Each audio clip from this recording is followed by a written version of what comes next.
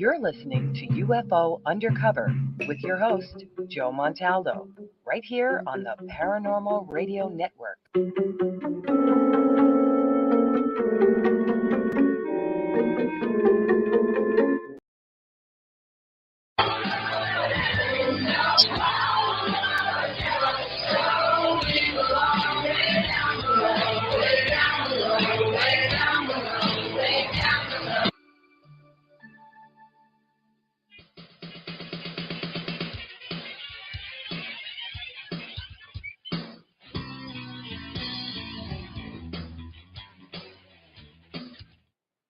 If you are listening to the show and wish to join us in the chat room, visit paltalk.com. Go to the social issues, select other, and enter the UFO Paranormal Radio Network. Hello, this is Angela Thomas with a message about living life to the fullest. As a psychic clairvoyant, I often give insights to one's career path, financial situation, or relationship. Whether one is happy or not in their current situation, where he or she is right now is an important part of learning valuable lessons that can lead to fulfilling one's life purpose. If I can offer you insights, feel free to contact me at 636-278-2272, again 636-278-2272, or visit my website, angelathomas.org. I'm considered a psychic, so I provide accurate and detailed psychic readings for individuals as well as groups. Remember, no matter what influences your life at the moment, live life to the fullest. Stay in gratitude, count your blessings, and prepare yourself for more opportunities around the corner. I'm Psychic Angela Thomas, and my website is angelathomas.org.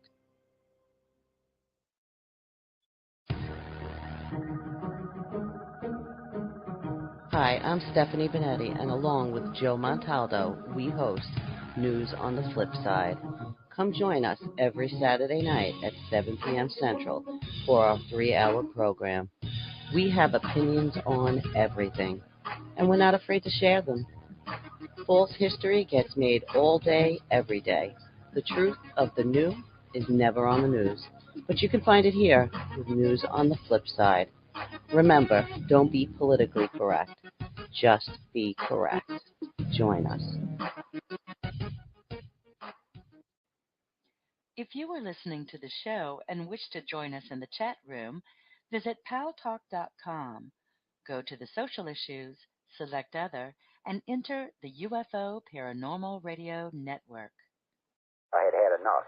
Well, you drove out there into the middle of nowhere and had some sort of loud verbal display challenging ET in general out in the middle of nowhere? That's what I was doing. I actually had a pistol in my hand at the time. I was really ticked off. When I was having this fit, I was waving the gun in the air, okay, and I had this fit. And at this moment, I said, okay.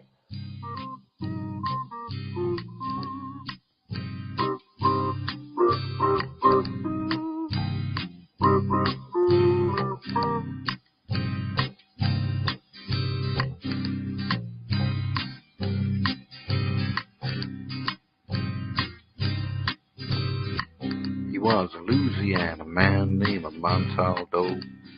Folks around called him Six Gun Joe. Worked with ICAR, don't you know? Investigating UFOs. Out for a drive with a gal one night, they stopped to check out a reporting site. When an alien lit right there on the ground, commenced to throwing his weight around. Now, old Six Gun didn't take too kindly to that kind of thing, especially without Vaseline or anything like that, seriously. Well, Six Gun looked that critter right in the eye and said, any last wish before you die? Yo, reached for his gun, quick as a twitch, and said, fill your claw, you son of a bitch. Now, a legend spread across the land about this pistol-waving man. But if you're from space or from Earth below, you don't give no lip to Six Gun Joe.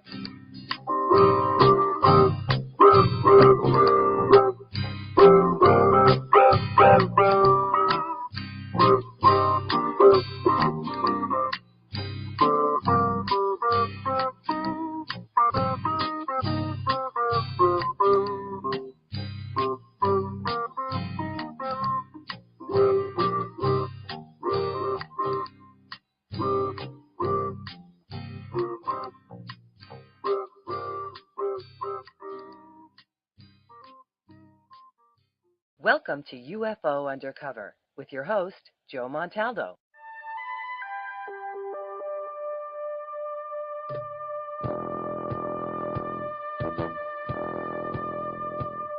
Tune in to UFO Undercover, Wednesdays at 8 p.m. Eastern, with your host, Joe Montaldo, right here on the Paranormal Radio Network.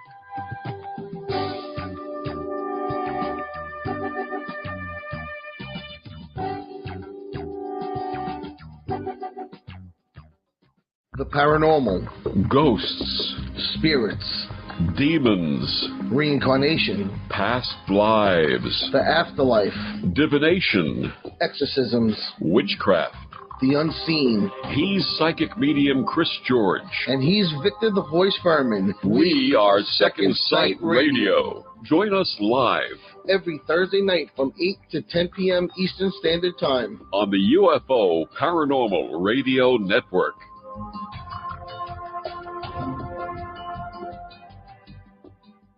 I had enough. Well, you drove out there into the middle of nowhere and had some sort of loud verbal display challenging ET in general out in the middle of nowhere? That's what I was doing. I actually had a pistol in my hand at the time. The paranormal, ghosts, spirits.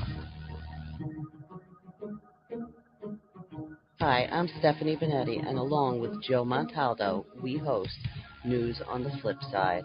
Come join us every Saturday night at 7 p.m. Central for our 3-hour program.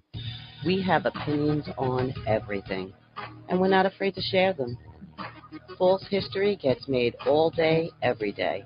The truth of the new is never on the news, but you can find it here with News on the Flip Side. Remember, don't be politically correct. Just be correct. Join us.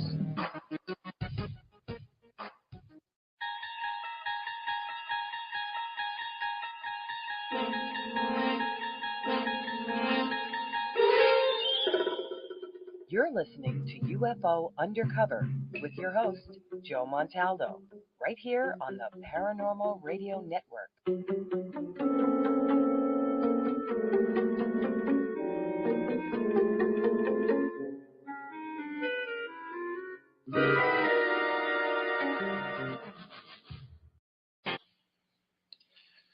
Even a quarter of what NASA was doing. So I'm really impressed with the three space programs, the 3 spaceships that they're building. I think they're going to all help us long term, and I really think they'll be part of the future. I think they're going to choose more than one. Maybe they'll go in one of the shuttles, but I really do think they're going to choose more than one. I think they're going to be developing other craft because they are developing. Well, there's 6 companies developing the new Mars craft. Have y'all seen it? There's a couple of different names. There's a couple of cool ones. And then there's a group in NASA working on, oh my God, faster than light travel as we speak. So fun things for the future, maybe. Maybe. Interesting stuff at the least. We are going to see a bigger push to go to Mars. I got to say, somebody told me they couldn't believe how many people applied for the one-way ticket to Mars. By the way, I did. I got to say, I was disappointed by the amount of people. I thought it would be a much higher number. Don't get me wrong, it was a lot of people, but I thought it would have been a higher number than what it was, so I was kind of disappointed by it. But, it is a one-way ticket to Mars. After all, you're there, you're stuck, too bad, so sad. All you can hope is they send some people along, next time. And that was really the goal. Send a group, establish a colony, and then every 2 years, every 4 years, send another group. For like 100 years they want to do this. And eventually you'll have a nice-sized colony on Mars. Big, sprawled out, growing colony, each time bringing new technology and new gifts and stuff. And eventually they'll build technology to go back and forth. And really that's what we're going to talk about tonight is Mars itself. Mars has always been one of my favorite subjects. I have been posting some links today about different anomalies on the face of Mars. I know a lot of people hear me talk. I've talked about the different tubes on Mars and different things. We're going to play a little clip here. It's a couple of minutes. I think it's 4 or 5 minutes. This is about the tubes on Mars. We'll talk a little bit about that when we come back. We'll talk a little bit about the pyramids, the face, and then we'll talk about some other anomalies on Mars that I find kind of fascinating. Some people keep saying they find in fossils. There are some things every now and then I see some stuff that could possibly be a bone, but it also could possibly be just some kind of rock that was eroded very strange from water. But let me play this little clip. I haven't heard this clip. I'm going to hear this clip with y'all. Somebody sent me this today, so we're going to check it out. Then there's a little 1 minute one after that, and then we'll come back and talk about this. So hold on 1 second.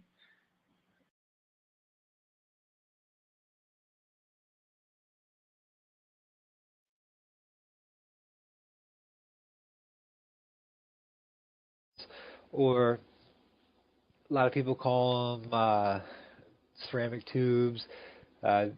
It depends on where you go and who you listen to. I've got pretty similar interest in this area. To me, for some reason, it just looks cool.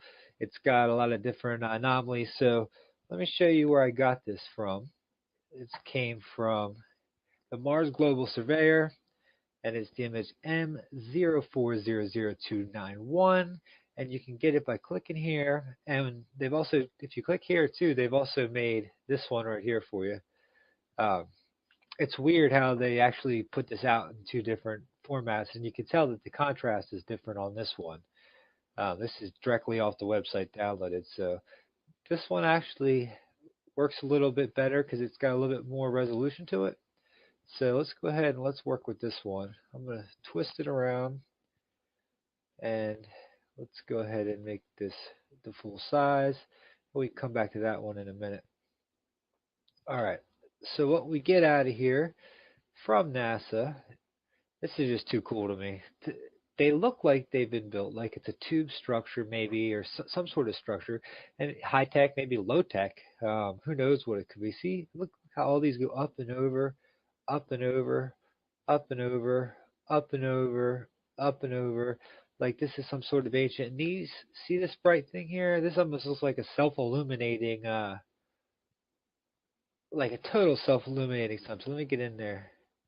See how it's got the brightness, and then leaving it is actually color. You can just see how it goes from the shades.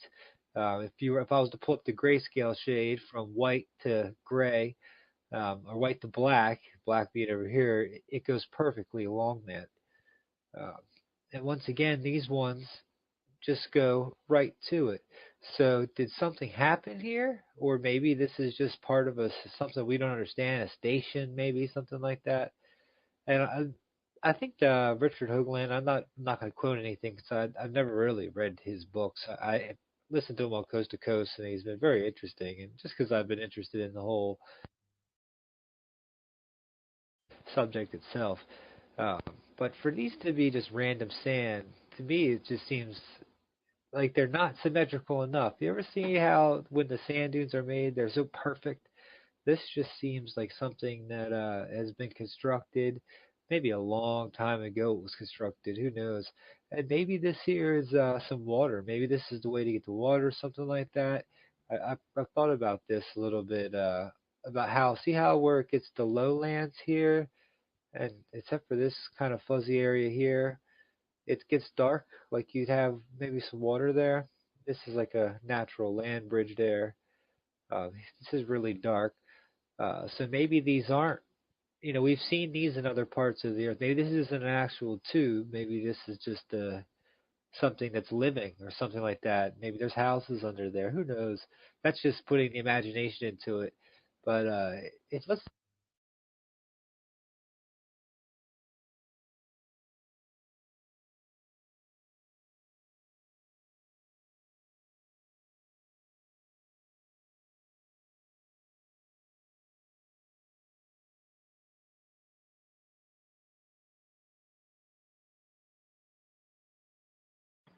All right.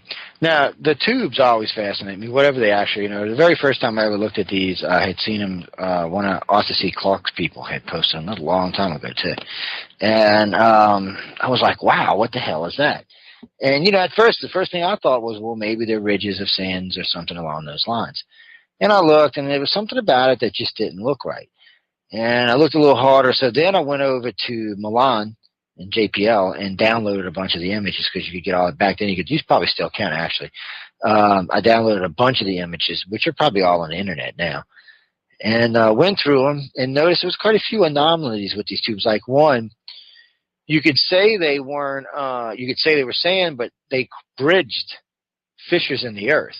So in other words, where there was a gap or a crossing or a canyon or something like that, it actually went over. So you definitely knew it was something. It was something crossing through there, maybe a type of bridge, maybe an aquifer, maybe some kind of transport system. I have no idea what the hell it is. And you could have probably even kept me sold on the sand thing for even longer until there's two different pictures, two different places on Mars where you see these things. And then you can see like there's something offset from it and like it's pushing against whatever this tunnel is. Like there was something in there. Either it was, I don't know if it was stationary because I don't know how the picture was taken, but they looked like there's something in there.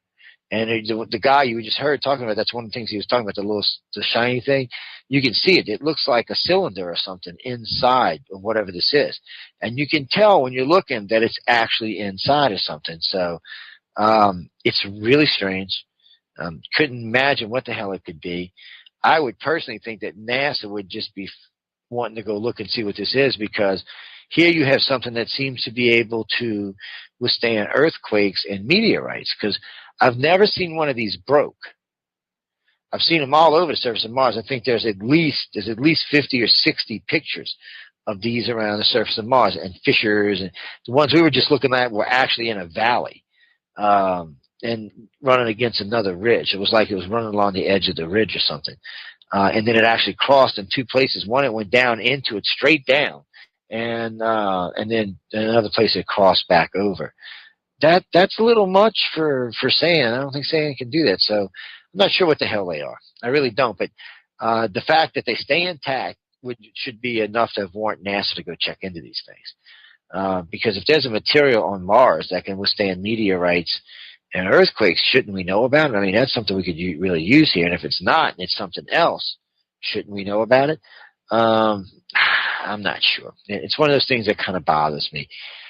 I see a couple of emails about the face.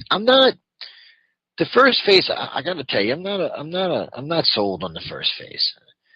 You know, I know the original picture was a very low resolution. It was a very grainy picture. And it does look like a face in that picture. But the 4 other high-resolution pics I've seen of it, and I've matched the numbers against the original first shot, so it's a legit picture, look entirely different. I mean, you can make out the ground around it and everything, but it's not. And yeah, I guess if you want to say that NASA and them are screwing with them and all, but I can tell you how you can tell if NASA or JPL or Milan is actually messing with the videos or not.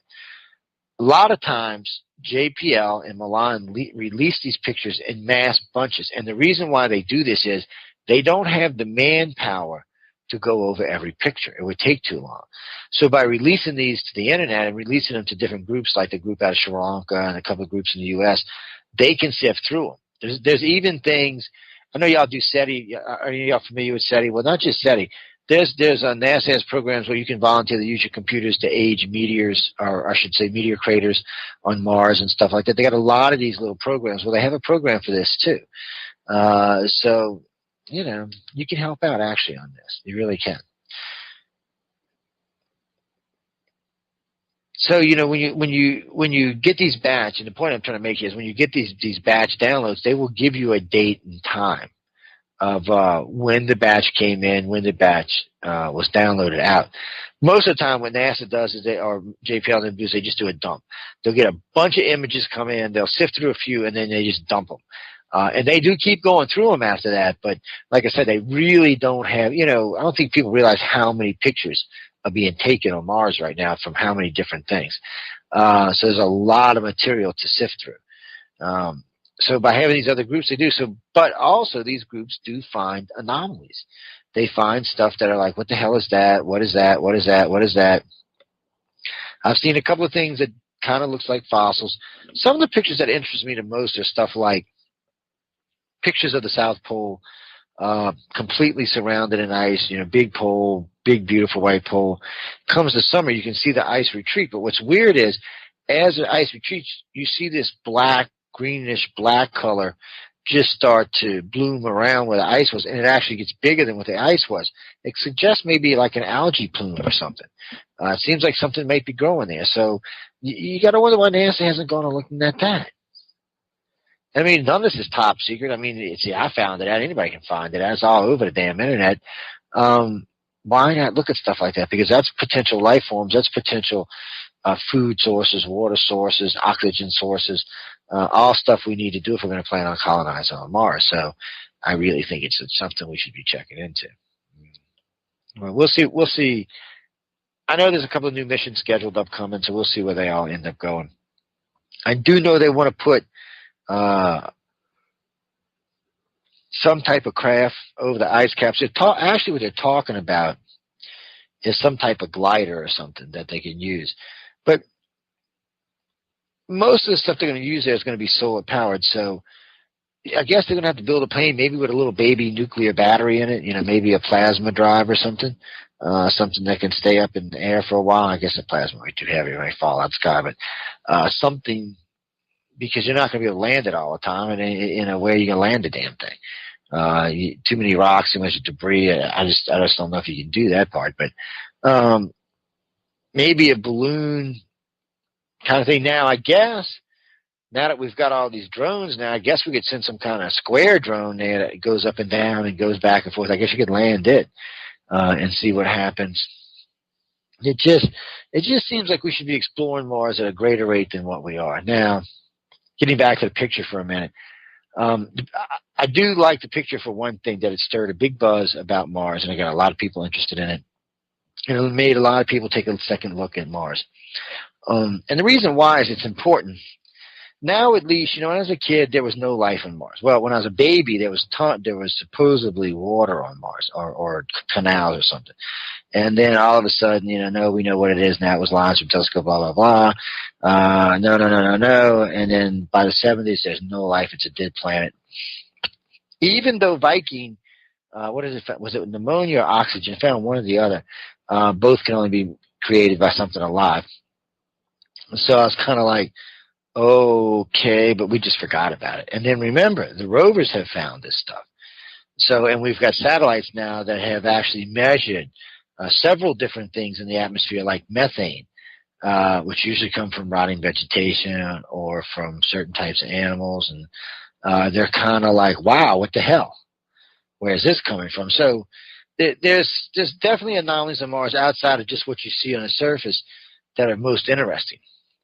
Olympus Mons alone, which is the biggest volcano in the known solar system, do you realize the size of diamonds that might be in there because of the amount of pressure that huge-ass volcano was putting on stuff? I mean, you think about a diamond, like the Pink Panther diamond, what is it, the size of a 360 carats or something? Think of a diamond about the size of your Volkswagen Beetle. Think about it from a science point of view. What could be done with that? Could it be used for storage? I got to say, there's a lot of interesting and fascinating possibilities with stuff that could be found on Mars.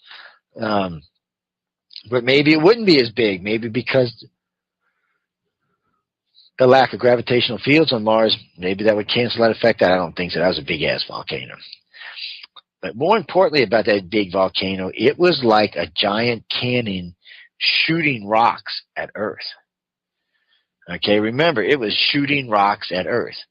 Every time it exploded, it was dumping debris all over the solar system, and a lot of it ended up right here on our planet. And some of it suggests that there was some types of life on Mars. Now that we found out that the plankton can live on the space station outside and even multiply, it suggests that life could have easily transferred itself from Earth to Mars, or Mars to Earth. Not saying that that we, the man that's here today, came from Mars, but there's a lot of stuff that makes you wonder.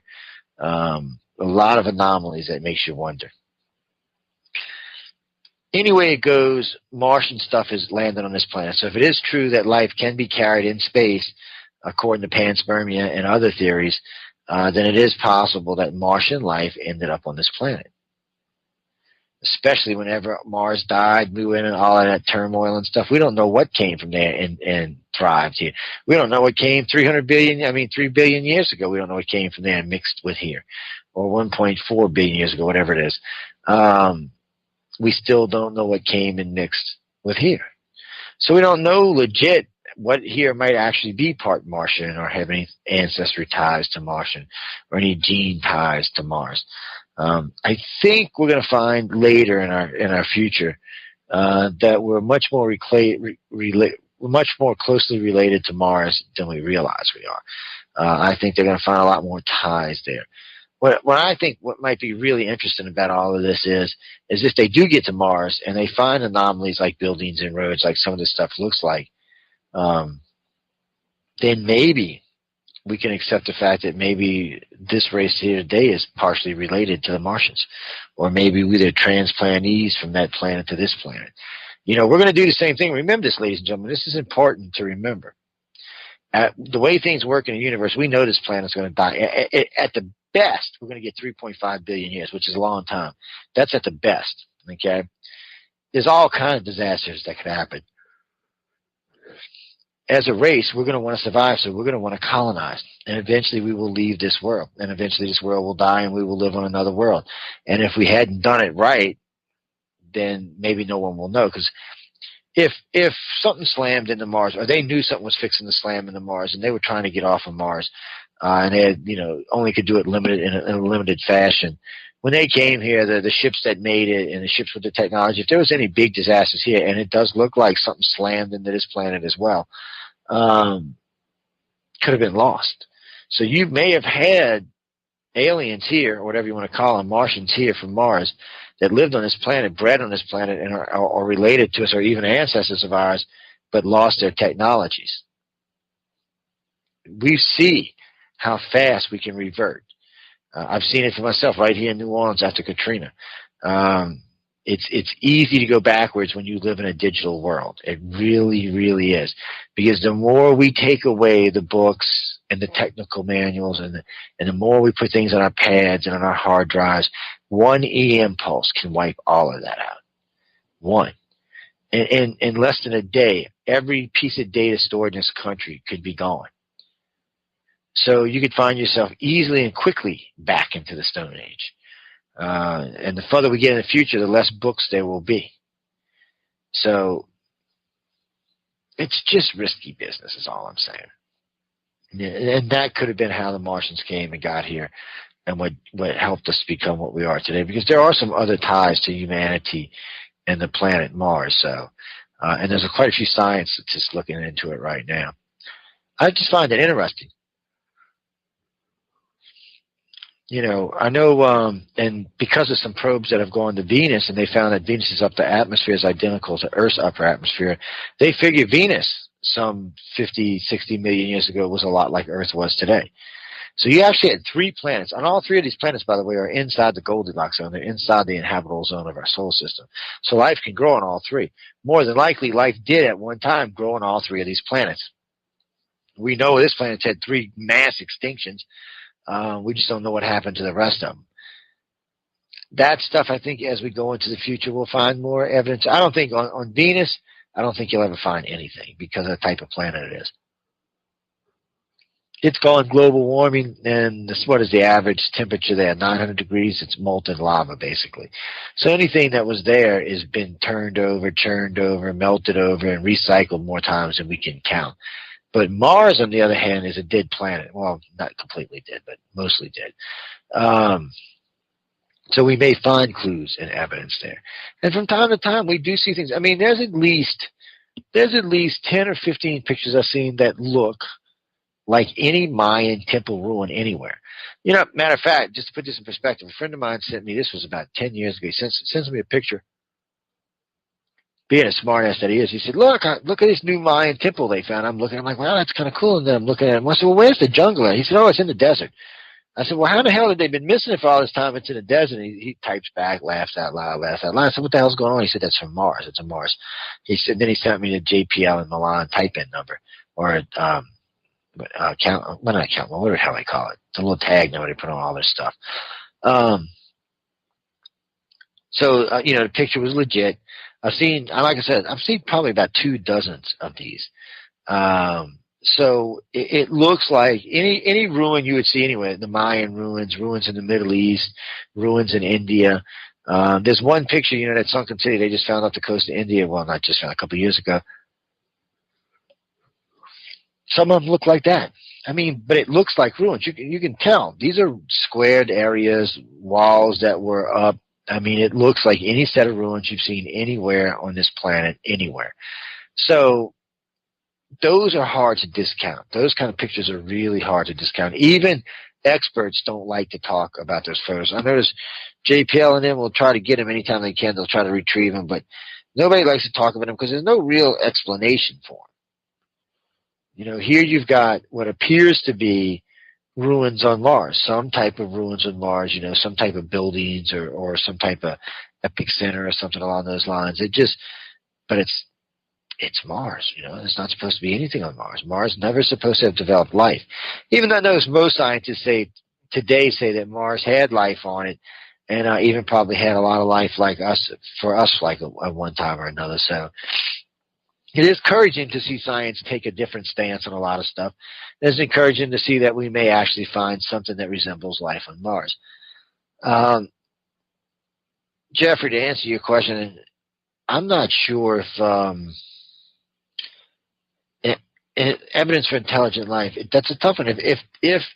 If these are or ruins when we get there, and we'll know that when we get there, then we can say, yes, there was one time intelligent life on Mars. If they're not, and there's some just kind of weird anomaly, then we won't know. The only way we're going to ever know if there's life on Mars is if we go damn look.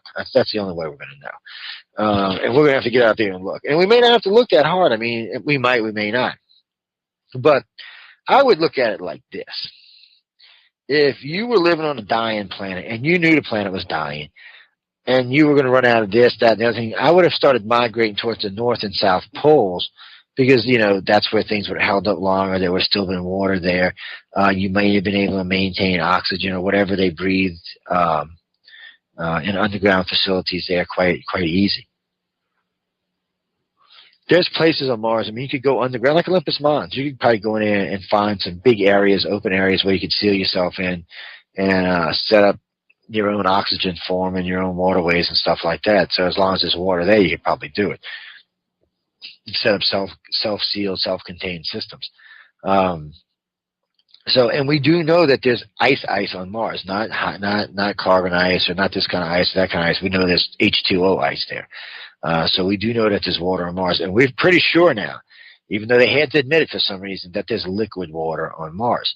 And more they keep thinking once they start looking underground and get into caves and tunnels, they might actually find flowing water on Mars. If there's flowing water on Mars, you can bet your ass there's life on Mars of some kind. Microbiological, whatever it may be, there's going to be life of some kind on Mars. It may be itsy-bitsy tea, it may be plant life, maybe some kind of little rodent, but there's going to be some kind of life there. And as far as the pressure goes, I know the pressures on the surface are one thing, but underground, I don't know. Especially the deeper you go in a cave, the further down you go, the less likely that the outside pressure is going to interfere with the inside pressure of what's already there. So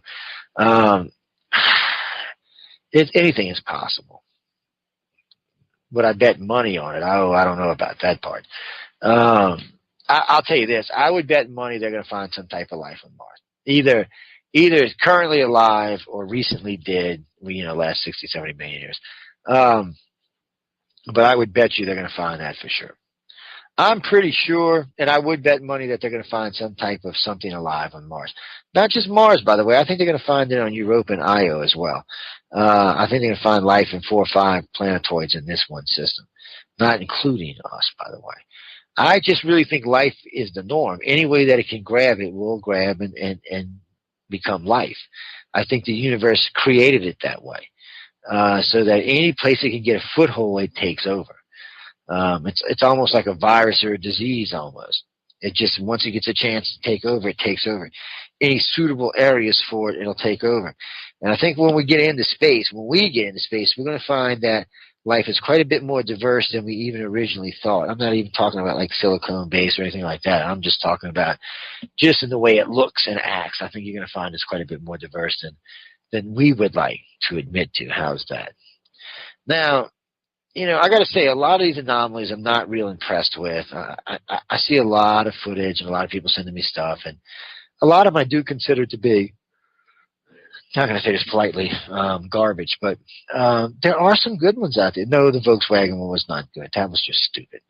I'm sorry. Come on. Let's see. I've seen a Volkswagen on Mars, a pickup truck on Mars. I've seen a boat on Mars. No, I'm not buying it. Unless E.T.'s drunk and dropping shit out the back of the trunk, I'm just not buying it. But I have seen other anomalies on Mars. I've seen a videotape just recently of 2 lights that I thought maybe was something reflected sunlight on a mountain, but then I noticed they moved. And in the second shot of that, there's actually 4 of them, 2 at a higher altitude, 2 at a lower altitude. So I don't know what the hell they were. I'm not going to say they were alien craft or anything along those lines, but obviously there was something weird going on there. Worth investigating, yeah. See, if you had humans there, you'd go check that shit out. You'd get your little drone out, fly it over there, see what's going on. Put your camera on it and check it out, see what it is. Hopefully it wasn't a UFO that shot it down. And to answer a question I seen earlier, well, I guess if there's UFOs and aliens flying around on Earth, it would be possible that there's UFO and aliens flying around on Mars. Have I seen any strong proof of that? No. I have seen some very interesting anomalies. I've seen some very interesting video clips that show some weird shit flying in the sky, which anytime you see anything in a Martian sky, you got to be kind of like, what the hell? But can I categorically say it's extraterrestrials? No, I can't. And for the simple fact that I do think our government has technology currently that can reach Mars in well, just in a couple of days. I think that the triangles can get there quite easily. I think that they were designed just for that, running around inside the solar system. That and being able to hit a strategic target from space in an instant. So I think that's what they were designed for. I don't know where we get the technology, if it's legit technology, if it's alien technology, I have no idea. But I have no doubt that the TR-3Bs exist. I've seen them personally, so I have no doubt they exist. And I have personally taken more than 200 reports of TR-3Bs flying around the country. And we've got way more than that, but what's so interesting about these is they show up in all the same locations that we used to get UFO reports of a black flying wing or a black flying triangle, which was the X-117 stealth fighter. Later on, that's what we found out it was. So these things are flying in the same places in Nevada and in Southern California, in Nevada, in Arizona, in New Mexico, and off the Pensacola coast, which has got the largest Air Force base non-nuclear testing facility in the United States. Is right there. So we get a lot of reports of them flying around, a lot of stuff going on. So the thing of it is keep looking up, keep looking at the skies, but those are ours. They're not ETs. They're not advanced enough to be ETs. They're advanced enough to be ours, plenty, but they're not. I don't think they can go faster than light or even leave the solar system. But I do think they can fly to nearby planets in a relatively short amount of time. So we'll see what happens. You heard it here first when that starts happening. But I remember when we were reporting the X-117s from MUFON, I told everybody then, I said, no, these are belong to us. These are definitely not ET. And of course, it turned out not to be ET, and it turned out to be the X-117 stealth fighter, which, so it's why I harp on these things with people now. So if the TR-3Bs do exist and they can go to Mars, you can't rule out that some of the stuff seen is just us. You don't ever think, people, that there won't be a military arm on Mars and a civilian part. We always have done it that way.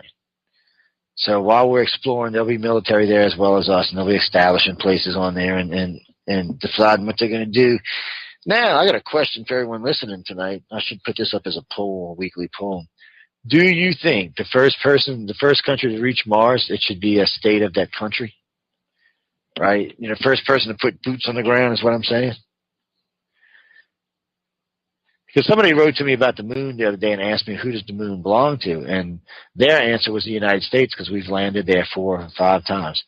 And I'm like, well, according to the UN, no one can own anything in space. which that's going to have to change because as private industry gets in space and starts mining asteroids and stuff like that, they're going to want to be able to own them. They're not going to want Joe Smith to be able to come in there and steal an asteroid or start mining on the asteroid with them. So you're going to see all of that stuff change. But the U.S. has staked big chunks of the moon, so is it ours? I'm not thinking it is, but hey, how are we going to do this on Mars? Are we just going to stake out big sections of Mars and say, okay, this belongs to us? And then once we get enough colonies there, we'll stake out another big section that says this belongs to us? Or should we just put a colony there and set up a defense shield around the planet and say it belongs to us? Deal with it. Yeah, I know, huh? The reason I'm bringing that up is because you never know when another country might attempt to do such a thing. You just never know. So, something to think about. Getting back to the ruins on Mars, there are, because I wanted to answer a question I seen earlier, there are at least a good couple of dozen pictures of ruins on Mars. Actually, the best way to do it is just type in ruins on Mars. Really, you can't really do it any better than that. One great thing about any browser on the internet, Mars and Mars anomalies seem to be very plentiful inside of them. You don't seem to have to search hard to find anything, which is what I like. One more thing before we go. I know we're getting ready to go to break, but when you're looking at them, I mean, like right now, I just typed in ruins of Mars when just to see what would come up. There's just so much stuff there, just so much. You see things that just look so clearly. Like here's a picture right here I'm looking at. This is where's it at? What's the tag number on it? It looks like stone. You can see the lines, and it looks like brick. It looks like eroded brick is what it looks like. I mean, the pictures themselves are incredible. I mean, some of these pictures, people say it's this, that, or other thing. I'm not always buying it. Like this guy said, this is ants or some kind of bugs eating something. It might be. It might just be some weird-looking mud. But you see things that obviously look like Mars. And in this picture, you see what appears to be things cut out of the limestone. It's a strange little anomaly. Then you see places where you definitely knew there was rushing water going by, protrusions out of the ground that doesn't seem to fit with anything in the general vicinity. It just doesn't belong there, kind of stuff. Every now and then you see something that looks like one. Now this looks like it's a giant rock, but the problem with it is it looks like there's a pipe coming out of it. So maybe it's a piece of concrete or something along those lines with a pipe coming out of it. There's just no way to know what they are. There's just not. But that's what a lot of people talk about. There's a lot of this stuff looks like what, the Mayans and the ancient stuff like that you see around the world. The ancient ruins, I should say. See, this is just weird. This just looks like something peeking over the hill, it almost looks like a bush of some kind. No telling what it is, and they don't get close enough to let you know. Here they got what it looks like they rolled up on that looks like a wooden beam. And that definitely looks like a door. So they're going to have a lot of these like that that are just going to be hard to do. What bothers me, like on this site, they've got a lot of good original Martian pictures in here. But every now and then they got mixed in pictures of like Mars ruins and stuff. I mean, not Mars ruins, like ancient Egypt ruins and stuff. Now this picture here is an excellent picture. I'll see if I can. This picture is so. I'm going to post this to Facebook when we're done tonight. Y'all can take a look at it. I've always liked this picture. When you look at it, you're going to see it's like a crescent moon shaped something in the earth. And when you get to the right side of the crescent moon, you'll start noticing what appears to be buildings that have, started to decay over the years. But they're very clear, and it definitely looks like some kind of structure. It doesn't. It would be almost, especially sides. Some of the honeycomb parts of the building are. It's there's no real other way but to call it just that, some type of building. Now, I got to say, I did see some interesting moving rocks on Mars. Apparently, they got rocks like we do that slide across the surface of the planet, which we believe is the wind. Then you see stuff like this, where there's a ridge here that's cut out, and you see the ridge, and everything looks just like dirt. And then all of a sudden, when you get to the bottom of the ridge, it looks like a road going into what appears to be a tunnel. And it definitely looks like a road. It actually even looks like a fairly active road. So you just never know what this is. And not that I'm saying all this is what that is. It's just some weird things. This rock right here, this don't look like a rock. It's too smooth or something. It looks more like some other type of material. There's just a lot of interesting stuff there. There's lots of places where you see things that you got to kind of wonder what they are. And then you see these every now and then you see these weird craters with these weird squiggly lines, and then you got to kind of wonder what they are. And then there's a couple of these pictures of the ruins. That's why I said, look, if you gave these pictures to an archaeologist and asked him what he thought it was, which a lot of people have done over the years, they will tell you they think they're ruins. A lot of times they will tell you stuff like, oh, I think it's Mayan ruin or something. And it turns out, and when you tell them the pictures from Mars, you can just see their face. I can't tell you how many times this has been done. And it's just, it makes you have to wonder why we don't land something there. You know, why aren't we landing something there? And then you see these obviously areas where there's stuff protruding out of the ground that don't belong there. But I mean, that doesn't mean it's see, that looks like another road. You see, there's a couple of places on here that definitely look like roads going along sides of mountains and stuff like that. There's weird spear-shaped stuff and oval-shaped stuff. I like the guy who sent me green grass on Mars. That still cracks me up. He sent me a picture of this area on Mars that supposedly had grass on it. I said, dude, if there was an area that big on Mars with green on it, we'd be able to see it from here every time it spun around. So, you know, sometimes you can kick anomalies in the ass. Sometimes you can't. Most of the faces on Mars you can kind of kick. There are some interesting things on there. And on Google, I have to go get you the name of it, but I tagged it. You can look for my name, or I think I might have tagged it on the iCard, maybe UPRN. There's I found a weird ass anomaly in Mars that looks like a disc that's skidded in. It is really, really, really, really weird looking. I don't know what it is, by the way, but I did tag it because I got a program for Mars that helps age craters, and this was one of the ones that came up when I noticed it's not a crater. It slid in, and the dirt's covering it. It's above the ground.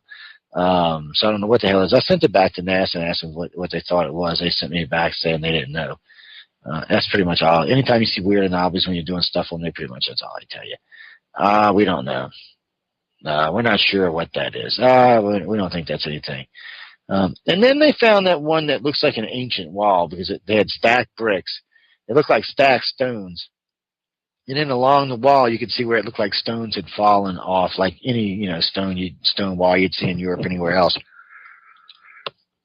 Those are hard to get around. And I'm not trying to tell anybody that they're definitely or they really are. It's just when you look at those next to a photo from here, it's hard to deny what they look like.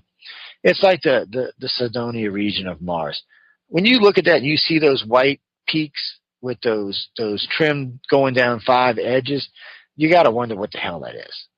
You really do. You just got to wonder what it is. You got to stop and think, well, maybe they did have cities on Mars at one time. And I'm not exactly sure why we're so quick to rule out that life may have started on Mars at one time, then died off. I'm not, I've always wondered about science and why they're so quick to say, oh, we're it. No, we're it. No, man, we're it. No, we're it, man. No, really, we're it. There's nothing. No, we're it. No, really, man, we're it. They're being forced to take a different stance now, but let me tell you what, they are being forced.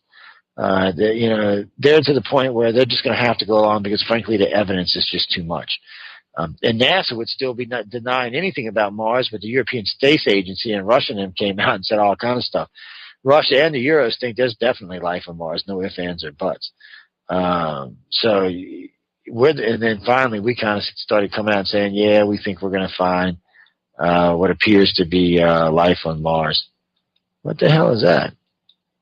No, dude, I'm not believing this picture that you found something going back and forth on Mars. Get the hell out of here. Some of these pictures are hilarious. But anyway, I know we got to take a break. We'll get back. We're going to talk about alien abduction. One other little thing about Mars before we go.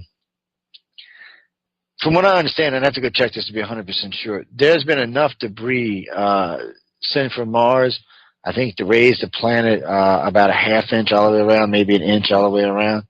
So that's a lot of debris, and all of that, or any of that, could have microbes in it being sent here. Any of that could have created or started life on this planet or changed life on this planet. So you got to take that in consideration now. And I notice major scientists are really starting to take in what they call the Mars equation into humans, because we may not be quite as pure earthling as we think we are. But anyway, on that note, I'll see y'all in about 8 to 10 minutes. I want everyone to please stay into the Joe Montaldo Show. We'll be coming back. We'll be talking about a couple of alien abduction cases before we round out tonight. We'll open up the phone lines in the second hour. I know. Thank you, Jericho. It's I got a couple more science shows. So we got some guests coming on because I promised some of my regular listeners that I would bring on a couple of different guests that they've been interested in. So I'm gonna bring those on, but we're going to be doing a little bit more science, and maybe early part of next year I'll bring on get KQ back and maybe Tyson back, and we'll get into a little more physics. It's just hard on the regular listening audience because, Mars is fun for me, and I really love to talk about it, and there's just a wealth of information to be had there. But for the general listening audience, sometimes not, they're kind of like, it's kind of boring, Joe. Come on, man. Talk about something fun. But anyway, I'll see y'all about the 10 minutes, so please stay tuned.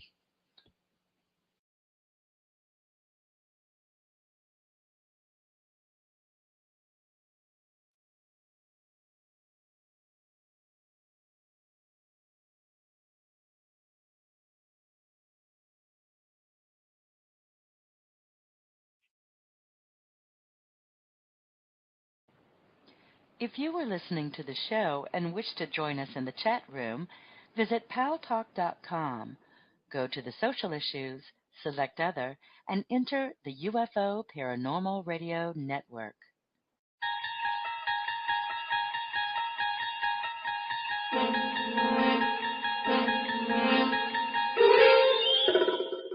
You're listening to UFO Undercover with your host, Joe Montaldo, right here on the Paranormal Radio Network.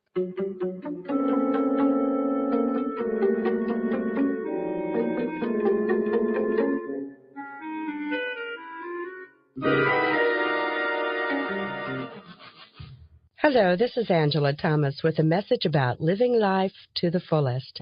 As a psychic clairvoyant, I often give insights to one's career path, financial situation, or relationship. Whether one is happy or not in their current situation, where he or she is right now is an important part of learning valuable lessons that can lead to fulfilling one's life purpose. If I can offer you insights, feel free to contact me at 636-278-2272. Again, 636-278-2272, or visit my website, angelathomas.org. I'm considered a psychic, so I provide accurate and detailed psychic readings for individuals as well as groups. Remember, no matter what influences your life at the moment, live life to the fullest. Stay in gratitude, count your blessings, and prepare yourself for more opportunities around the corner. I'm Psychic Angela Thomas, and my website is angelathomas.org.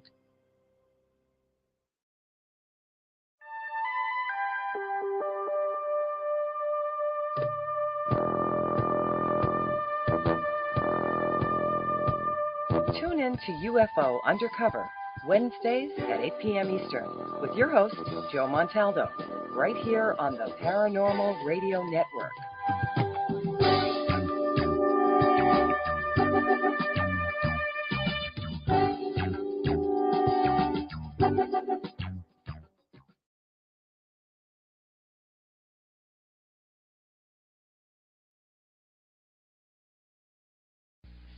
Tune in to The Mind Cemetery with your hosts, Chip and Nicole, every Monday night at 9 p.m. Eastern. Exclusively on the UFO Paranormal Radio Network. We delve into UFOs, abductions, ghosts, aliens, conspiracies, and cryptozoology. And how could you ever forget about those creepy topics you won't hear on your local news? This is where I would insert my obligatory skeptical statement.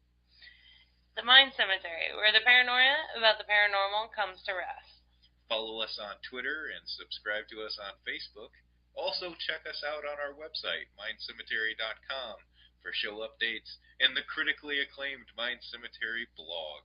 It's not critically acclaimed, but you should check it out anyway. MindCemetery.com.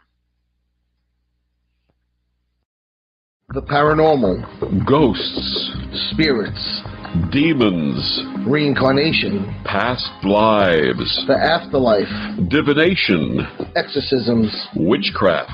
the unseen. He's psychic medium Chris George. And he's Victor the Voice Furman. We are Second Sight Radio. Join us live every Thursday night from 8 to 10 p.m. Eastern Standard Time on the UFO Paranormal Radio Network.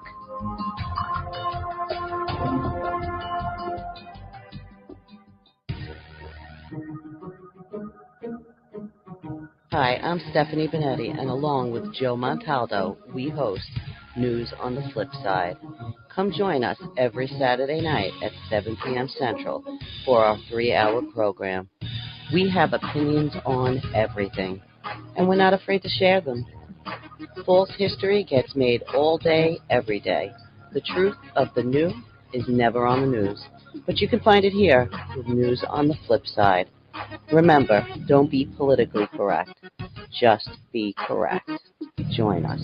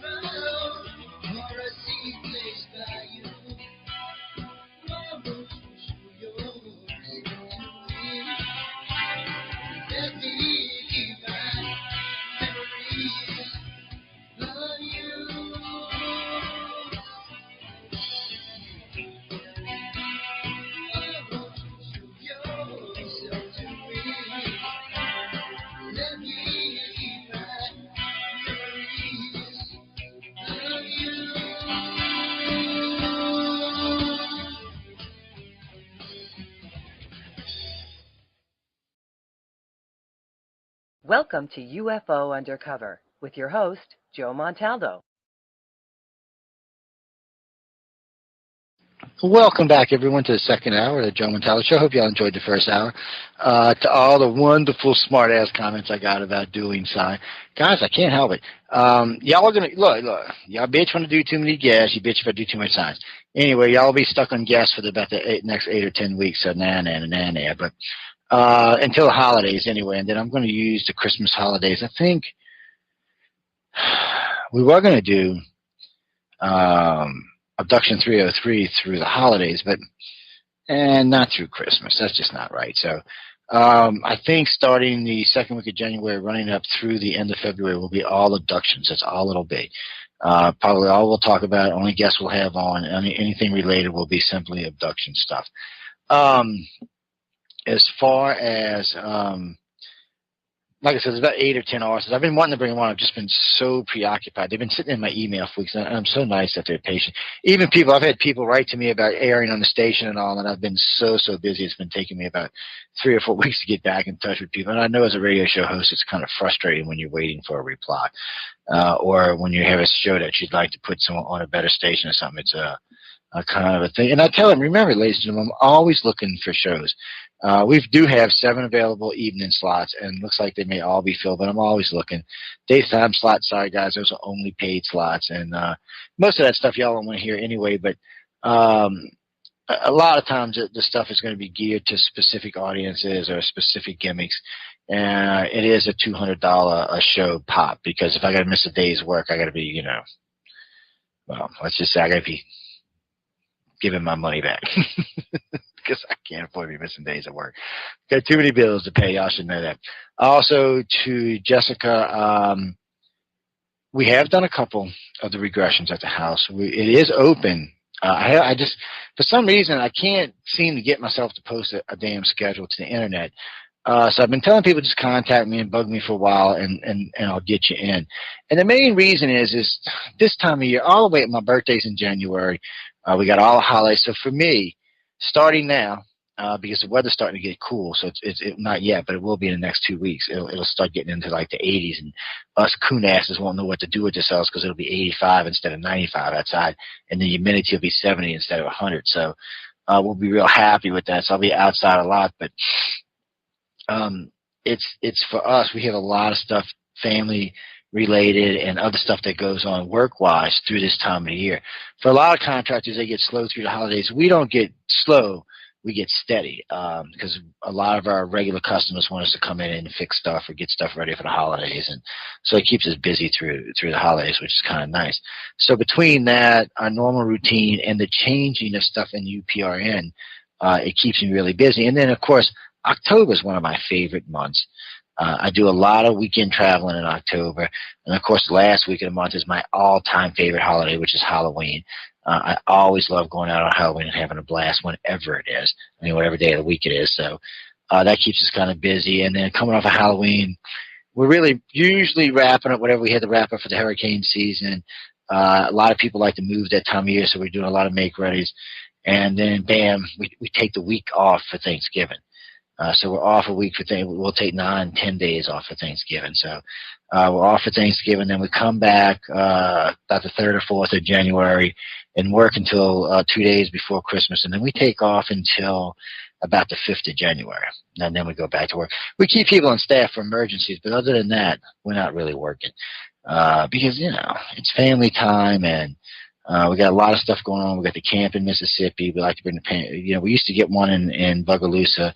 But now we go up to the one we bought in Mississippi, so we bring the family up there. So we spend a lot of time doing it, so it takes up a lot of time. So I just don't like posting schedules because I might be lying to somebody. So I'd rather, we get a date set, and then we go from there. And a lot of times you might get to meet a lot of other people because there's other people involved. But I will be doing something now with the new archive sites going up and the new paid archives. And some of the specialty shows we're getting ready to start doing. You're going to probably start seeing me. I've been doing a couple of regular appearances on radio shows around the country. I actually am, I don't know what you'd call me. There's about 5 of them now that they just call me for like the last hour of the show and we just chat about either ufology stuff or politics stuff. I do. I've done the one in KTR. It was KTR St. Louis. I've done a few times. I think it's 5 or 6 now. 2 of them in New York. I've done about 5 or 6 times, and there's 2 out in Cali, and I think the other one's in Portland. So it's doing more and more of that stuff too. So it takes up more of my time, but I want to get more of that out going because iCar is fixing to get some growing spurs. I almost said the wrong name. Can't even believe I did that. Christina Knowles has got a lot of stuff going on. She's going to keep me kind of busy too. So, I want to be honest with people because there's a lot of hypnosis I want to get done before the end of the year. I'd like to get 4 sessions in before the end of the year. And I would really like to get about 8 done by Mardi Gras. And because there's a couple of stuff, there's just some cases we want to get wrapped up. And we got some new information, new theories, I should say, on some stuff with Travis Walton and a couple other cases besides that. So I'd like to get all of that around the same time and get all that produced. I know just recently we had done some stuff about the Betty and Barney Hill case, and someone had wrote to me, actually a couple of someones had wrote to me about maybe doing a 20-minute or 30-minute show just on that. But better yet, ladies and gentlemen, you don't have to do that.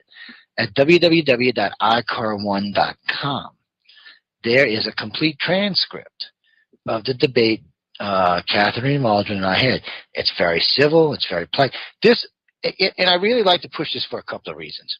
One, it shows you how 2 fellow researchers can have an honest debate without calling each other this, that, or the other thing. Okay, put out good pointed points. Both of us did, and allow you, the audience or the listener or the fellow researcher, to look at the conversation and take away what you will from the conversation. It's very good, and I encourage everyone to read it.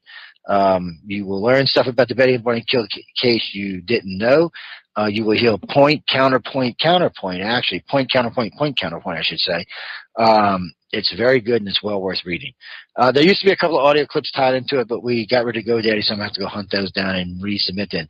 So while we're on that, there are a lot of dead audio links on the iCar site. Sorry, ladies and gentlemen, but that's because everything used to be on GoDaddy. GoDaddy had cardiac arrest and can no longer house archives for some reason or another. I got to say, GoDaddy was the biggest disappointment for me of 2014. I got to just be totally honest about that. It really has been. Now, while I'm on that, be sure to tune in to Saturday's show. A lot of good material. Some stuff I recently read that is just kind of disappointing and shocking. That's why I use a disappointing thing to bring me into news on the flip side, because this is stuff y'all got to hear, stuff you've got to see. And I don't want to talk about this long because I don't want to get off topic about the abduction stuff. I'm sitting here the other day, and Linda hears me talk about all this stuff on news and the flip side all the time. So we're talking about something, and she taps me on the shoulder while I'm talking on the air and hands me her telephone. And it's a video of ISIS and this guy. They got this guy. I shouldn't laugh. They got this guy. They got him by his leg. This other dude's hitting him with a pole. You could tell he broke his leg 3 or 4 times. So then they grab the other leg. They break it 3 or 4 times. And then meanwhile, they're still beating on him with the pole, breaking it, kicking it, breaking it. It went on for about 15, 20 minutes. Now, they didn't kill the guy. I guarantee you he's messed up and crippled for life from now on. But the bad and sad part is how many people stood around and looked at it. And on top of that, a bunch of people said that they prefer the Islam State life because it's safer. So anyway, stuff for Saturday's show. Y'all can come check it out. It's crazy stuff. Some of it's quite powerful. Some of it's quite upsetting. But anyway, it'll all be there for Saturday. And there'll be other stuff we're going to be talking about as well. And of course, there's the polls up there, which are always fabulously great. So there should be a lot of good material to cross there. And remember, there'll be a new show following this Saturday night. It's going to be a great interview. You should come check it out. I'll get all the information posted for y'all really soon. And before we leave tonight, I'll get you all the information you need to go find the show and where it's at. But guys, check it out. There's always good stuff to talk about here. Now, getting back to the abduction thing, since we strayed through Travis Walton, Betty Hill, and into news on the flip side, which was kind of a weird progression in itself. My favorite cases are still some of the old cases. Even though I think they've been played out and beat up and tossed around, they still are fun to talk about. The Hills case to me is just a good debate case. There's so many angles you can take in that case that it's just fun to talk about. The Travis Walton case I like to talk about because when I interviewed Travis the first time, when him and I talked, you know I have a different interview style to start off with, and I didn't tend think about things that other researchers don't think about. That's why I run ICAR. And, I still remember his voice when I asked him, did you really stop and think, Travis, that they knew you were there and maybe they were coming down, waiting for you to come down the hill? I mean, his voice cracked. You can hear it. It's on the archive. Well, now you have to pay for archive, but you can get it and listen to it.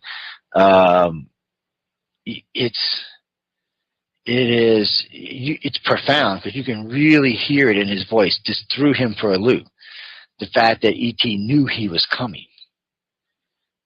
I said, maybe that's why you got out. Maybe they had already sent the signal for you to get out and to keep the other ones in the truck. I said, because even I find it a little strange that there were 6 loggers, only one of them got out the truck. I've got a lot of friends. I got a lot of asshole friends too. If we were together working, the 6 or 7 of us, I could say 3 for sure would stay in the truck. The other 2 would have to get out the truck just because I did.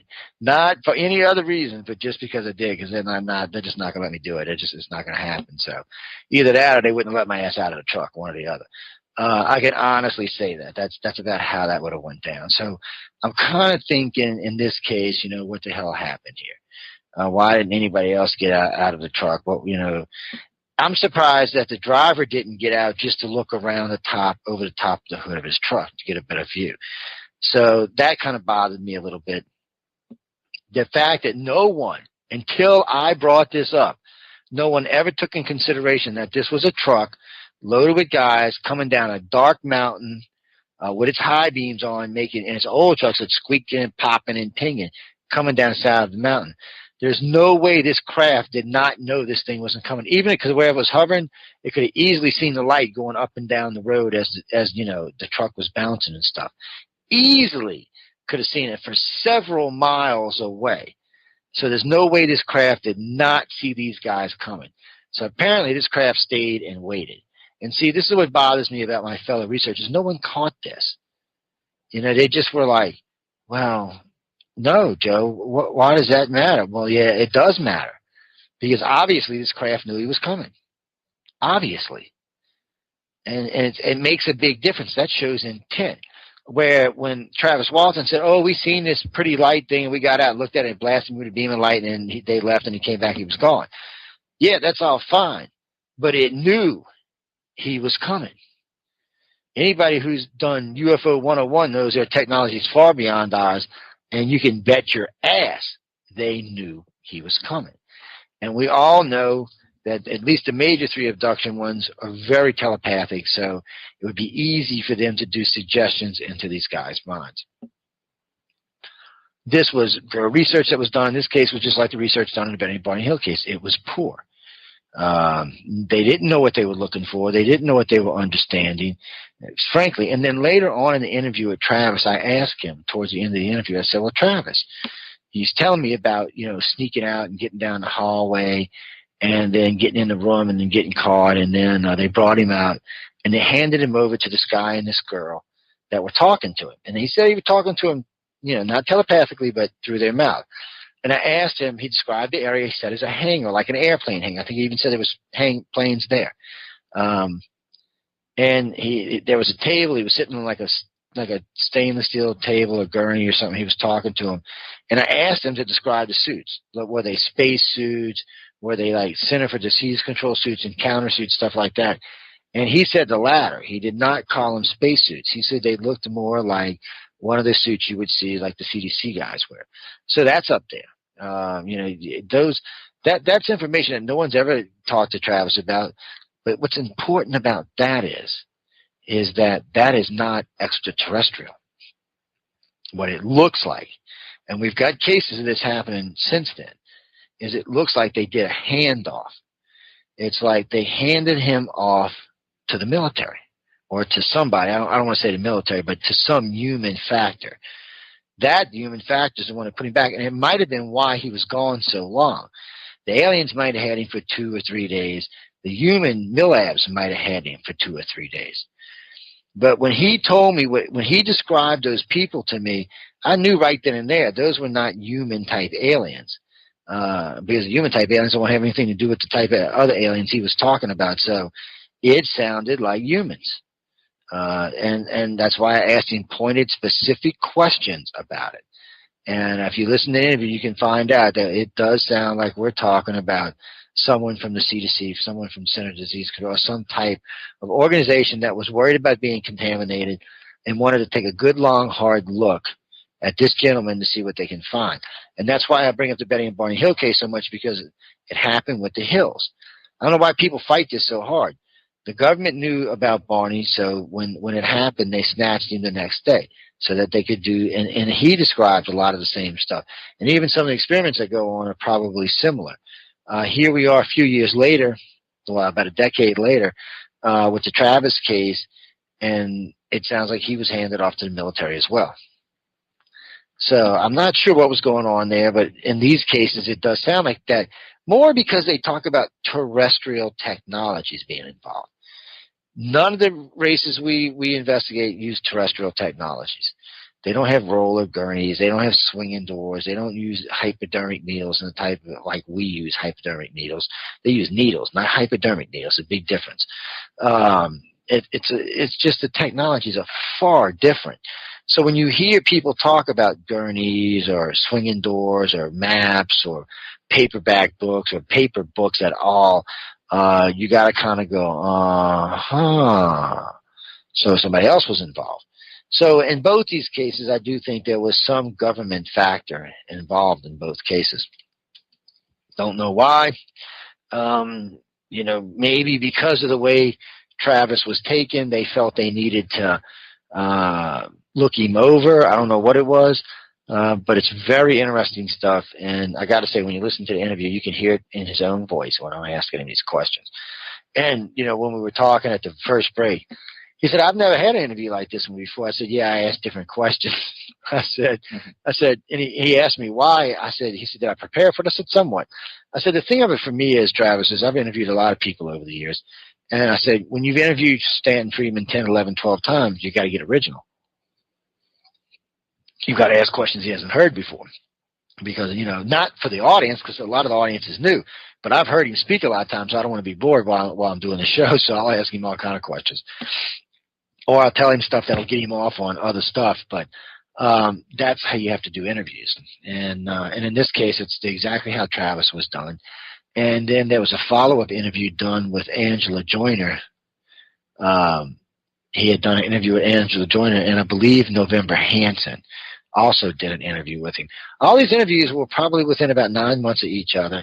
There's a lot of material covered in this 6 hours. We're going to put up as one set, by the way. Well, what I'll do is it'll be a 3-set, or you can purchase them individually. So those will go up sometime in the next 2 weeks, so they'll be available too, so people can go listen to them. They're really, really, really good. All 3 of the shows are really good. They're very well worth listening to. And just to listen to a regular speaker get asked questions he's not used to hearing is well worth the interview itself.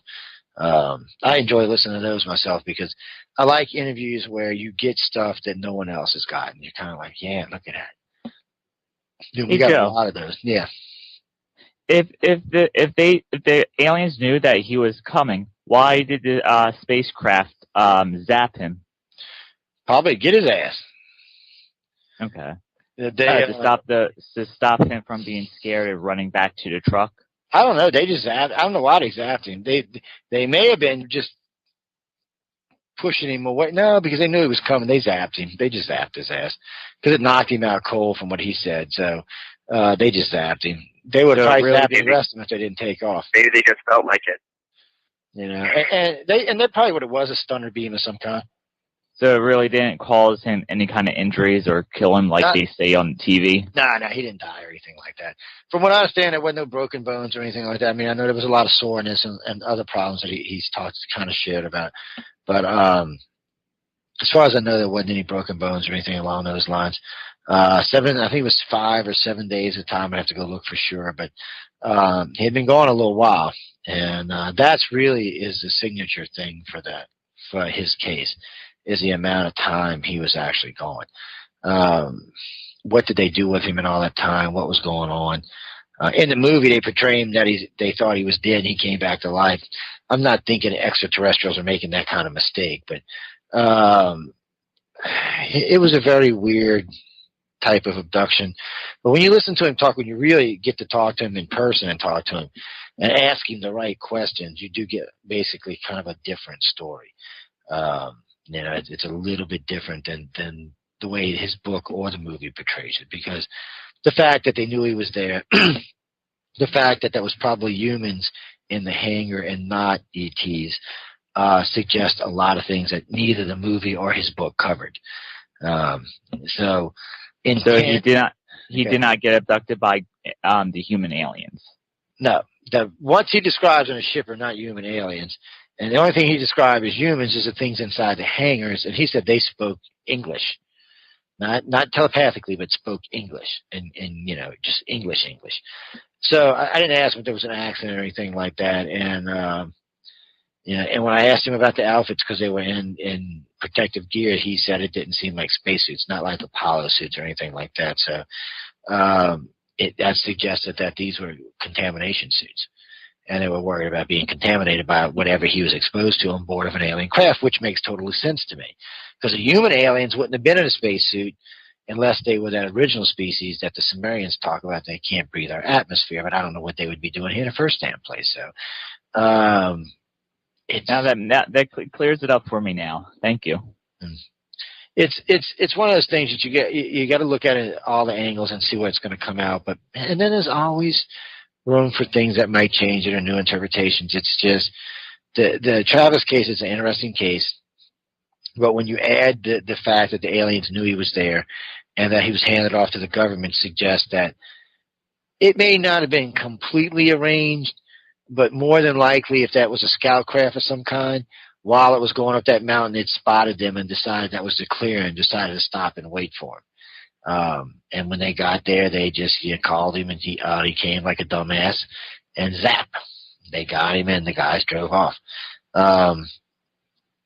That wouldn't be the first time that scenario has happened, by the way. So, I mean, it probably isn't the last time that scenario has happened. So when you look at it like that, you got to kind of wonder what exactly was going on. And then we found out, and I asked him about this in the show that night too, we had found out that there was actually a gentleman from the CIA had been in the woods the same woods, the night Travis was abducted. It's almost like he was monitoring the abduction itself. Don't know what it means. It's just fishy, and we'll leave it at that. May not mean anything. With France, CIA? Nah.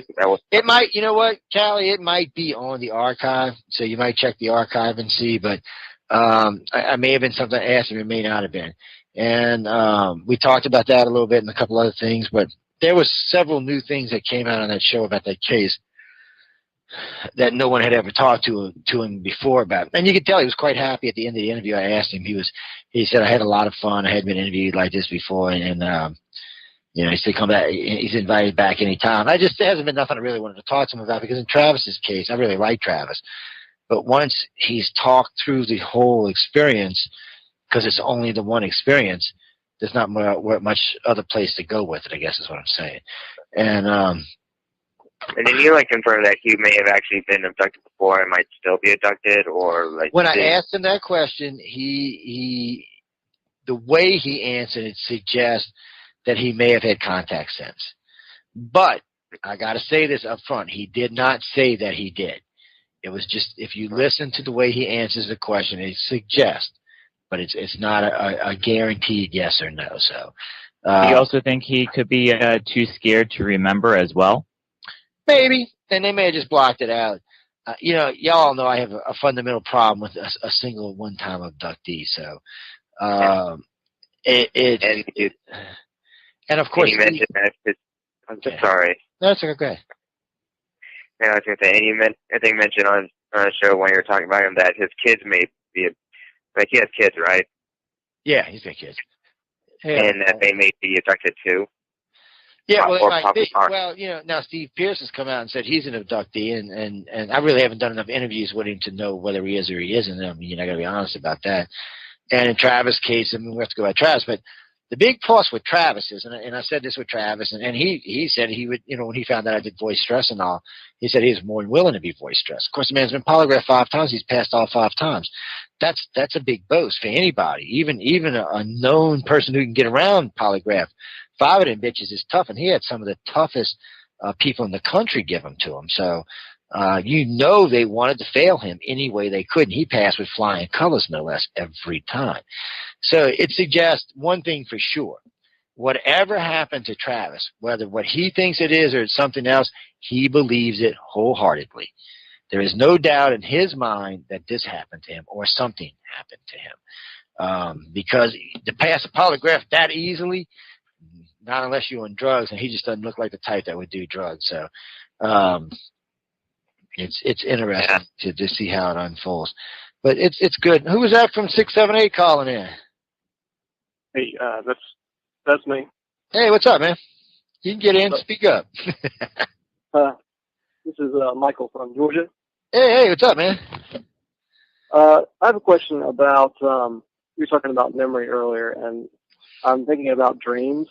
Mm-hmm. And how do you tell the difference between dreams that might be memories and dreams that might just be, random stuff?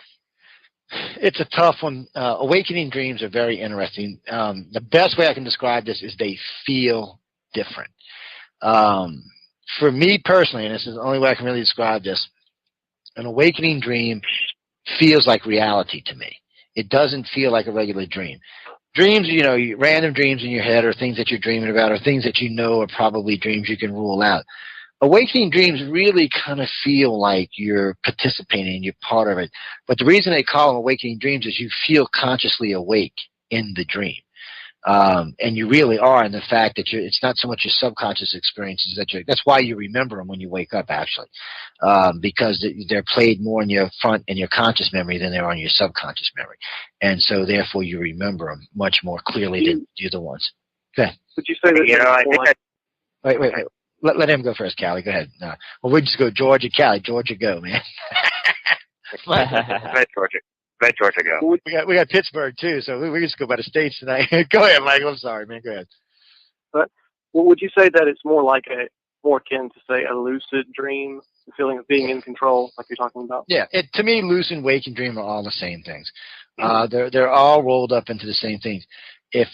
For me, one of the first things we teach people how to dream weave. So conscious dreaming is an important thing, that you can control a lucid dream, in the fact that if you're participating in it and it is something that's allowed for change, you can participate and make change in it.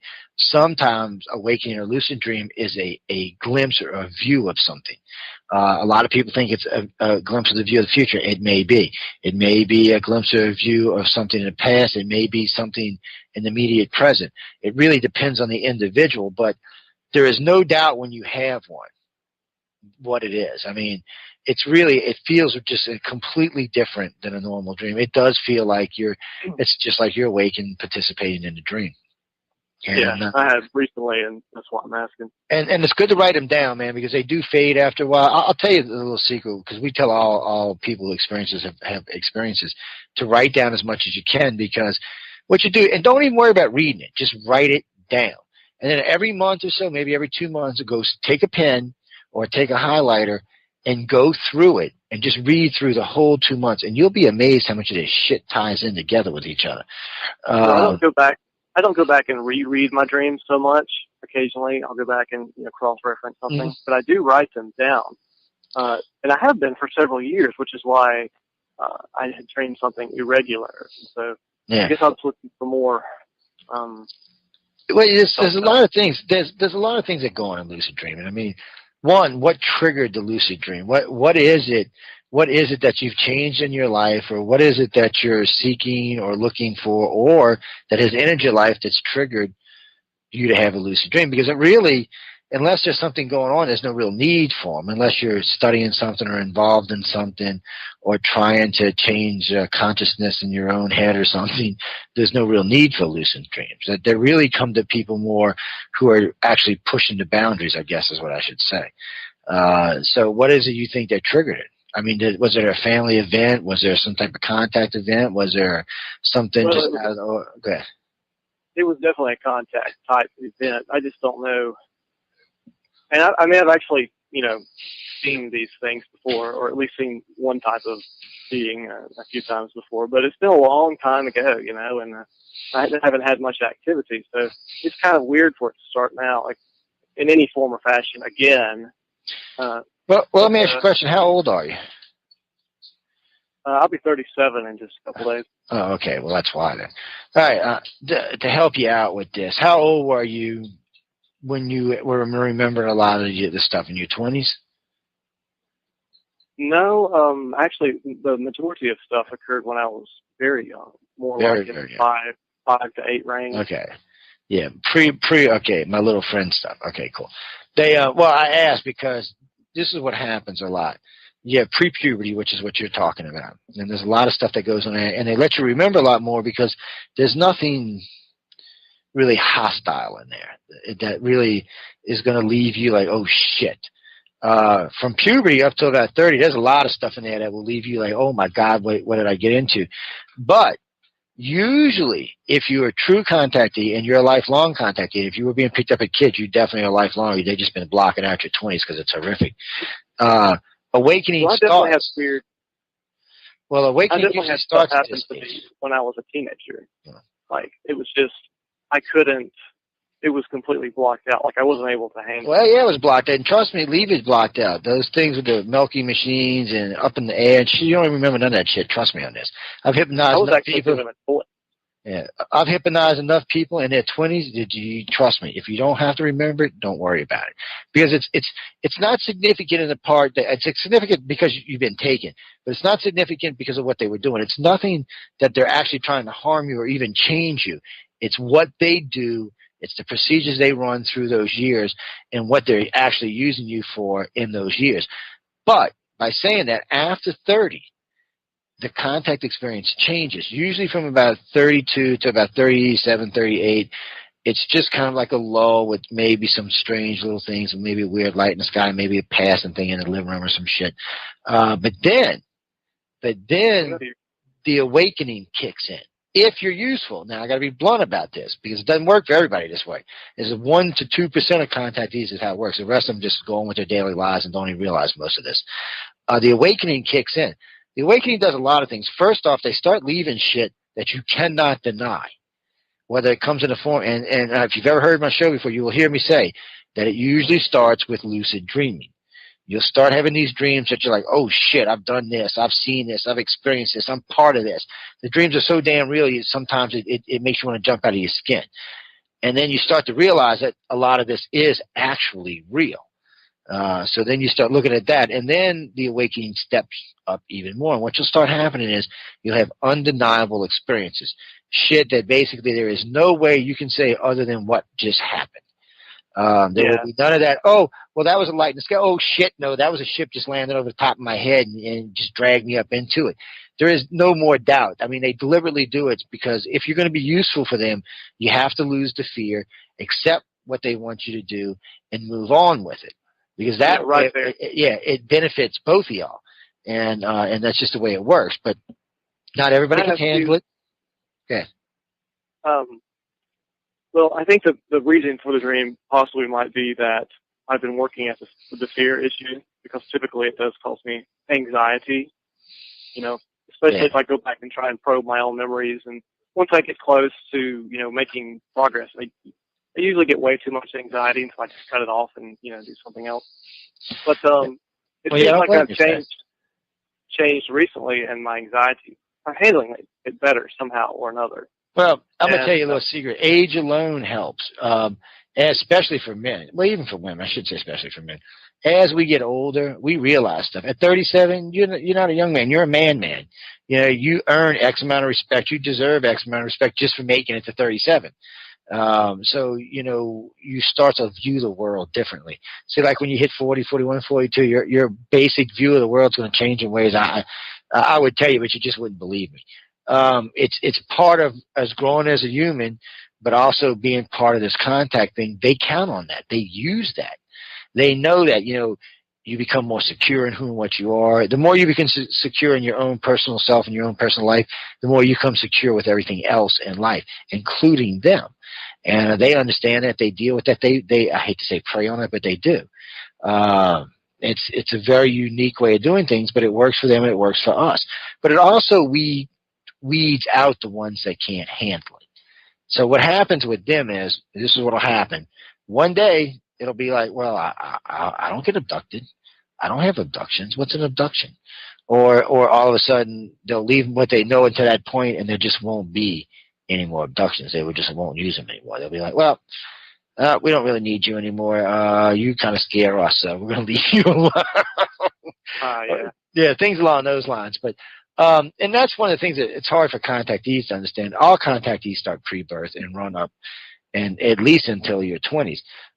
They do decide from time to time that certain, like, siblings in the family, it might be 2 kids, 5 kids, 10 kids, whatever. One of the kids may be what they need, 5 of the kids may be what they need, but it's rarely going to be all of the kids. So a lot of those will probably stop somewhere in their mid-20s. They'll just stop having abductions. Now, of course, if they have children, they will go abduct those children and see if they need to be part of the program. So it's not always good. Seems like they left me off, like, for a period of time. Well, probably what they did is just close the memory is probably all they did. ET's got a real good thing they use, especially at Grays, for looping memories. And so there's no real way to know. What they'll do is they'll pick you up, they'll take you, and there's not missing time anymore, especially with the Grays. Grays just slide you out of time, do whatever they're going to do, and put you right back where they basically took you from. And then they loop your memory. So it might be like watching TV, riding in your car, going to work, coming home from work, having dinner with an old lady, whatever, just whatever mundane thing it might be, something that you do all of the time that you really would not challenge the memory. And they just loop it. And you're just kind of like... Speaking of that, speaking about that, like, this question is actually for George. I'm just going to call you, like, George because I can't remember your name. But like earlier you mentioned how you remember seeing like this one kind of being. Like, do you like remember what it like looked like or anything? Yeah, I remember some features. Certain facial features I don't seem to recall, but I think it's just I kind of blocked it over the years. But yeah, I remember some features. And what are they? Well, the first thing that I saw was a pair of red lights, and I thought it was like candles, And anyway, these little red lights like came over to my window, and I ended up looking at this thing like through the window, face to face. It was, I don't know, midnight, 1 o'clock, at night, and it was as best I can remember, it was really light colored, like it was really pale. It's almost white as far as I can recall, maybe kind of a ash. It seemed like it was wrinkly or something like that. Like it had wrinkly skin, kind of weirdly textured skin.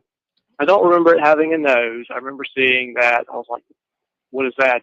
Like it had little, it was either like a really small nose or just you could see maybe the nostrils or something. It didn't seem to have any ears. Huh? Like little slits on the face?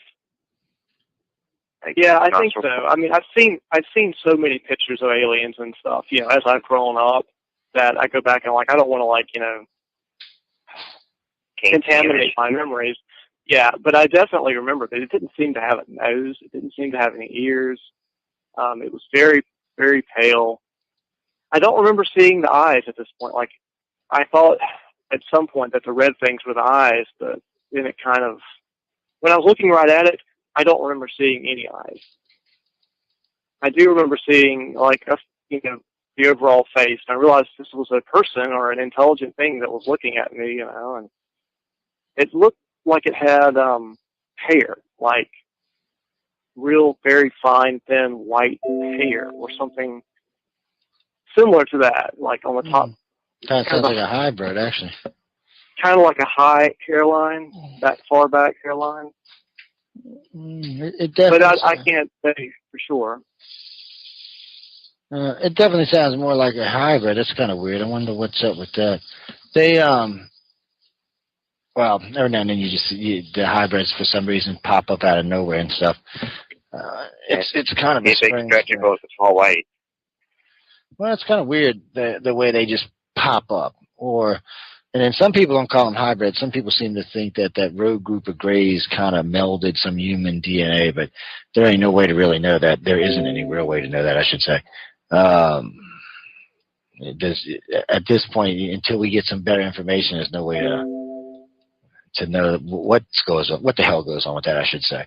Because when you start to anytime you mention the hair thing, unless it's on, say, like the human aliens, it's usually usually a hybrid. But those are not hybrids like people think. Everything says these races of hybrids running around. What they've been doing is they've been creating host bodies or host bodies for us, and each hybrid is the evolution of the new host body. That's why you don't really see hybrids much anymore. Because I think they've really perfected the host body now. I don't think they really need to do that part of the program anymore.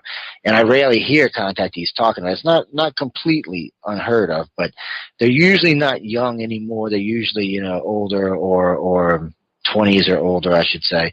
But in the old days, you used to hear a lot about young hybrid kids and young this hybrid, young that. And today, you just don't really hear that anymore. So I really think they've moved on, at least part of that program has moved on, I should say, but it's definitely growing and evolving.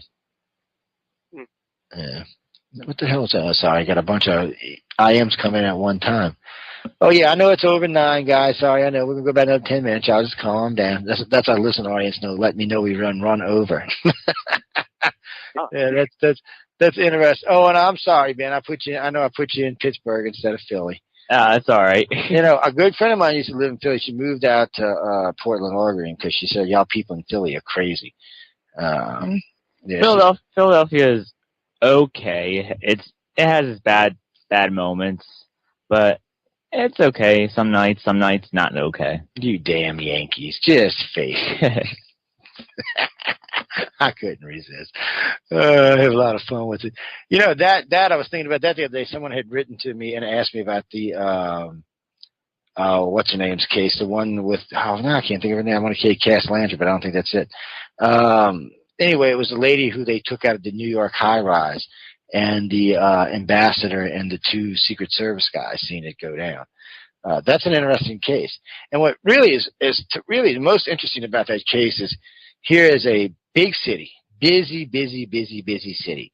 New York never sleeps. So it's a busy city. Here comes a UFO who takes a woman from a high-rise building out of the window and brings her up to the craft, and a U.S. ambassador and 2 Secret Service agents witness it.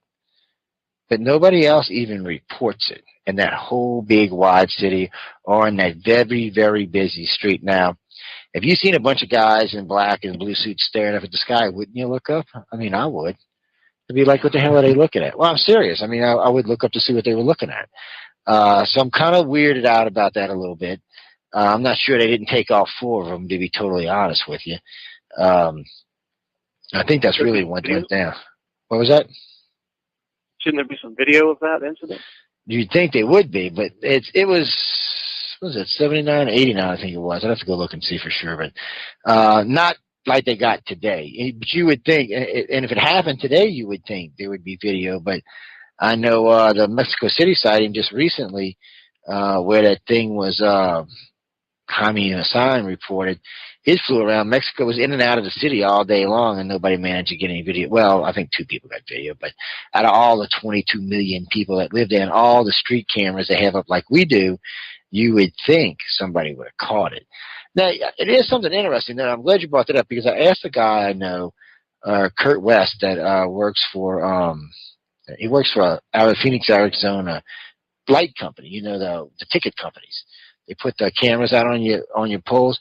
He said that there's like a 25% flash problem at night in several areas in different states. He was talking about, like, something came near the cameras and caused some type of magnetic field that interfered with the electronics, or messed with the hard drives, or messed with the transmissions.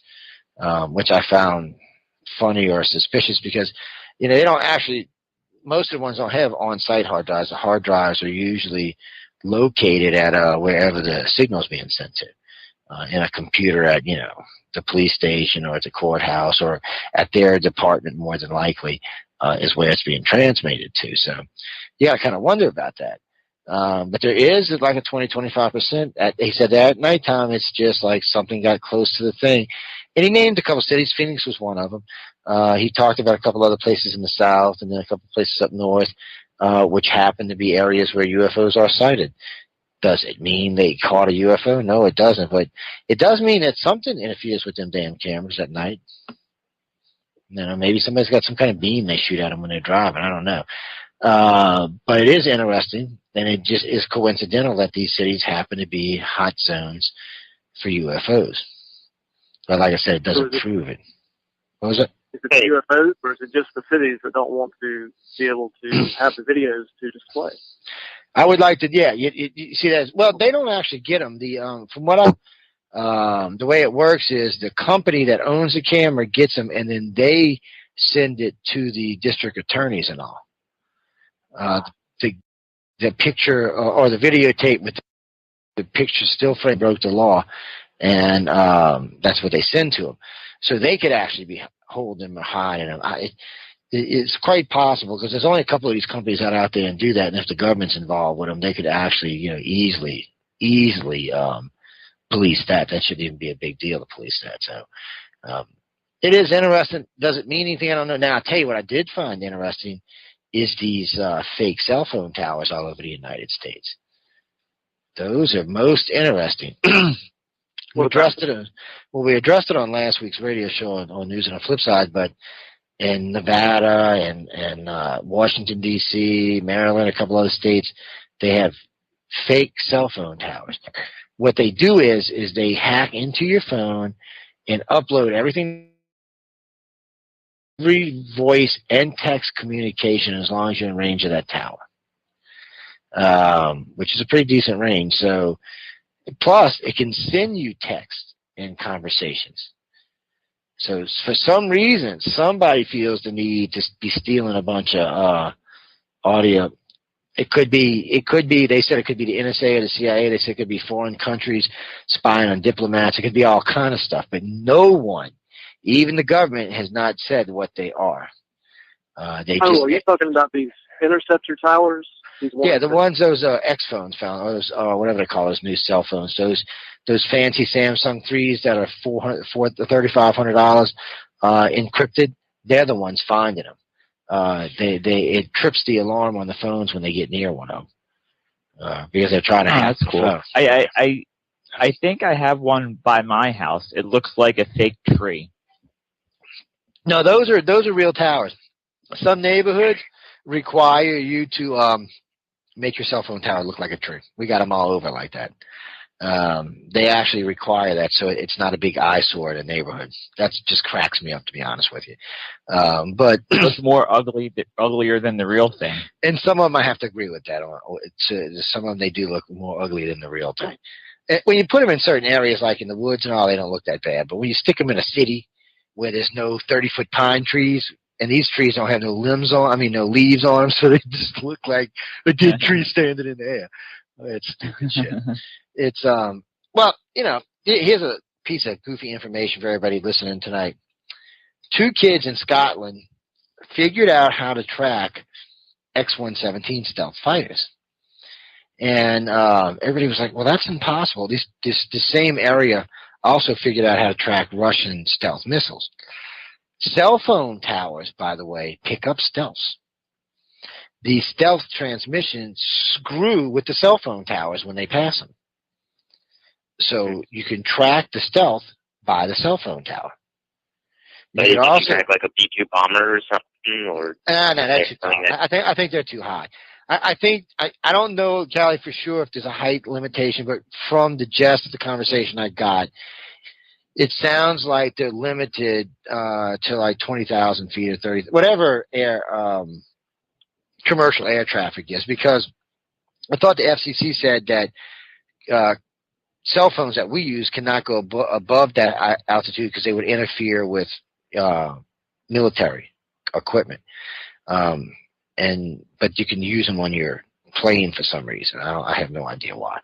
But anyway, I don't know if they go any higher than that, but they might. I mean, I can't rule it out. They may or they may not.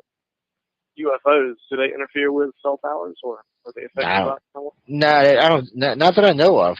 UFOs seem to be able to adapt to anything we've got, whatever it may be. I know a lot of people seem to think that Roswell, a lightning bolt, brought down a spacecraft, and it was a good theory, whoever put it up, but it was kind of a flawed theory. There's a lot of power in a lightning bolt, but not near the power it would take to even get a ship to faster than light speed. So if a ship can go faster than light, I don't think a lightning bolt's going to affect it. I got to be honest with you. I don't think it's going to phase it. I don't even think the soil on this planet would phase it. I think the damn thing, if it crashed, would crash intact and probably bury itself deep on the surface. What was that? So I think I heard that it was radar as well. Well, some people said it was radar too that caused it to crash. The problem is the universe is full of radar waves and gamma waves and all kind of other waves. I just can't see a craft that can travel through space that's going to be affected by any waves we can produce here on Earth. I got to be honest with you. I also don't see that there's any energy fields on this planet big enough to bring down one of those craft, simply for the fact that the way they have to travel through space. Now, by saying that, let me correct some stuff here. We're talking about a full-scale UFO. I mean, like a gray ship or a reptilian or a human ship. Now, it could have been like a cargo ship or a transport. That's an entirely different craft. That is not a faster-than-light craft. That's a craft that just goes from the surface and goes and comes back. It doesn't have to be as rigorously built as a real UFO would be. So when you think about it, it is possible that a lightning bolt could have brought down a craft like that, or I doubt microwaves could have, but maybe a lightning bolt could have. But the problem with Roswell is that there's supposedly 2 crash sites. There seems to be a site where there was a debris field, and then there seems to be a site where a craft came down intact. So what it sounds like is, because at the site where it came down intact, they said they found, was it 3 or 4 bodies with this pinkish hue to them? It was like humans that had been highly contaminated by radiation that had started to distort their bodies. That's their description, by the way. The grays were found near the ship that was busted up in pieces, which I would think, because of the size and the debris field, was an escape craft, not the actual ship. I think either when we won the war with the Germans, we probably captured a UFO, or however they got it, I don't know, but they did talk about it in the 1913s that they had possession of them. Hell, they built 6 prototypes, so they had possession of something. It does seem like that. Were they alive or dead? They said 3 were dead, 1 was taken back and survived for a short time and then died. That's the official story. Now, official story and what really happened could be entirely different things. There was no one found alive at the second crash site near Corona, so neither one of these sites. So it really does sound like that. Now, what's interesting about this is, let's say that we did capture this craft. Somehow we got our hands on the Gray spacecraft, or somebody's. It may not even be Gray's, maybe somebody else's. So anyway, the Grays decide that, look, all right, y'all idiots are going to fly this. Let us help you out. Something went drastically wrong, probably something humans couldn't figure out, and the Grays jumped in their escape pod and went on, and the humans went on down and rode the craft down and died. But regardless, everybody died when it crashed. But it does sound more plausible than some UFO spaceship that just flew 1 billion miles crashed on Earth because of radar or a lightning bolt. That doesn't add up. But this, on the other hand, would have. So if we did have a controlled ship that we crashed, that would make sense. Or if it was like a shuttlecraft or some type of escape pod, that would make sense. Or even a transport, something that's not built for rigorous travel through space. I could see something like that, falling apart. But not so much. And even then, I'm not sure, because like titanium, if you form it, it'll keep its form. You could slam it into Earth pretty fast. It might kill everybody inside because no inertial dampeners, but the ship itself would stay intact. So that means there's probably materials out there way stronger than that they could build. So even their escape craft and all are probably built out of the same materials. So I'm thinking something else went on here, but I don't think a spaceship flew 1 billion miles and then crashed into Earth. It's not that it isn't possible. It is. Anything is possible, and something could have went wrong in space, and the craft crashed out of control and slammed into the Earth. But now, if that was what happened, either it would have been buried so deep we wouldn't have been able to recover it, or it would have just disintegrated. I mean, smashing into a planet at 60, 70, 80, or 1 million miles an hour, I don't think you're going to find much. So those. And if it was a gray ship, then how do you say like they're actually seem more like organic than metallic? Do you think it would decompose much quicker? It might have, and I've often wondered about that, Callie, how the outside of a gray ship is. I wonder if it's got like a hard outer shell, like how an animal grows a protective shell, or something along those lines. I've often wondered, but you hear people when they talk about running their hands along the edge of one of them, they always tell you the same thing. They just feel hard, smooth, and cold. That's all they ever say. So it does feel like a metallic surface, but I guess it's attached to whatever soft nougat's inside. Or just some very neat product of synthetic biology. Yes, it is. Hear like different concepts of that. And like before I forget, and before the show ends, like two things I want to say. Like one, like you were talking about interesting stuff you found from the Travis Walton case. Have you found any interesting stuff from the Reed family case? Because personally, I find like the ant-headed alien pretty interesting because it generally like fit the gray description or anything like that. And the second thing, I'd like to get in. I was talking to Thomas about that. Oh yeah, go ahead.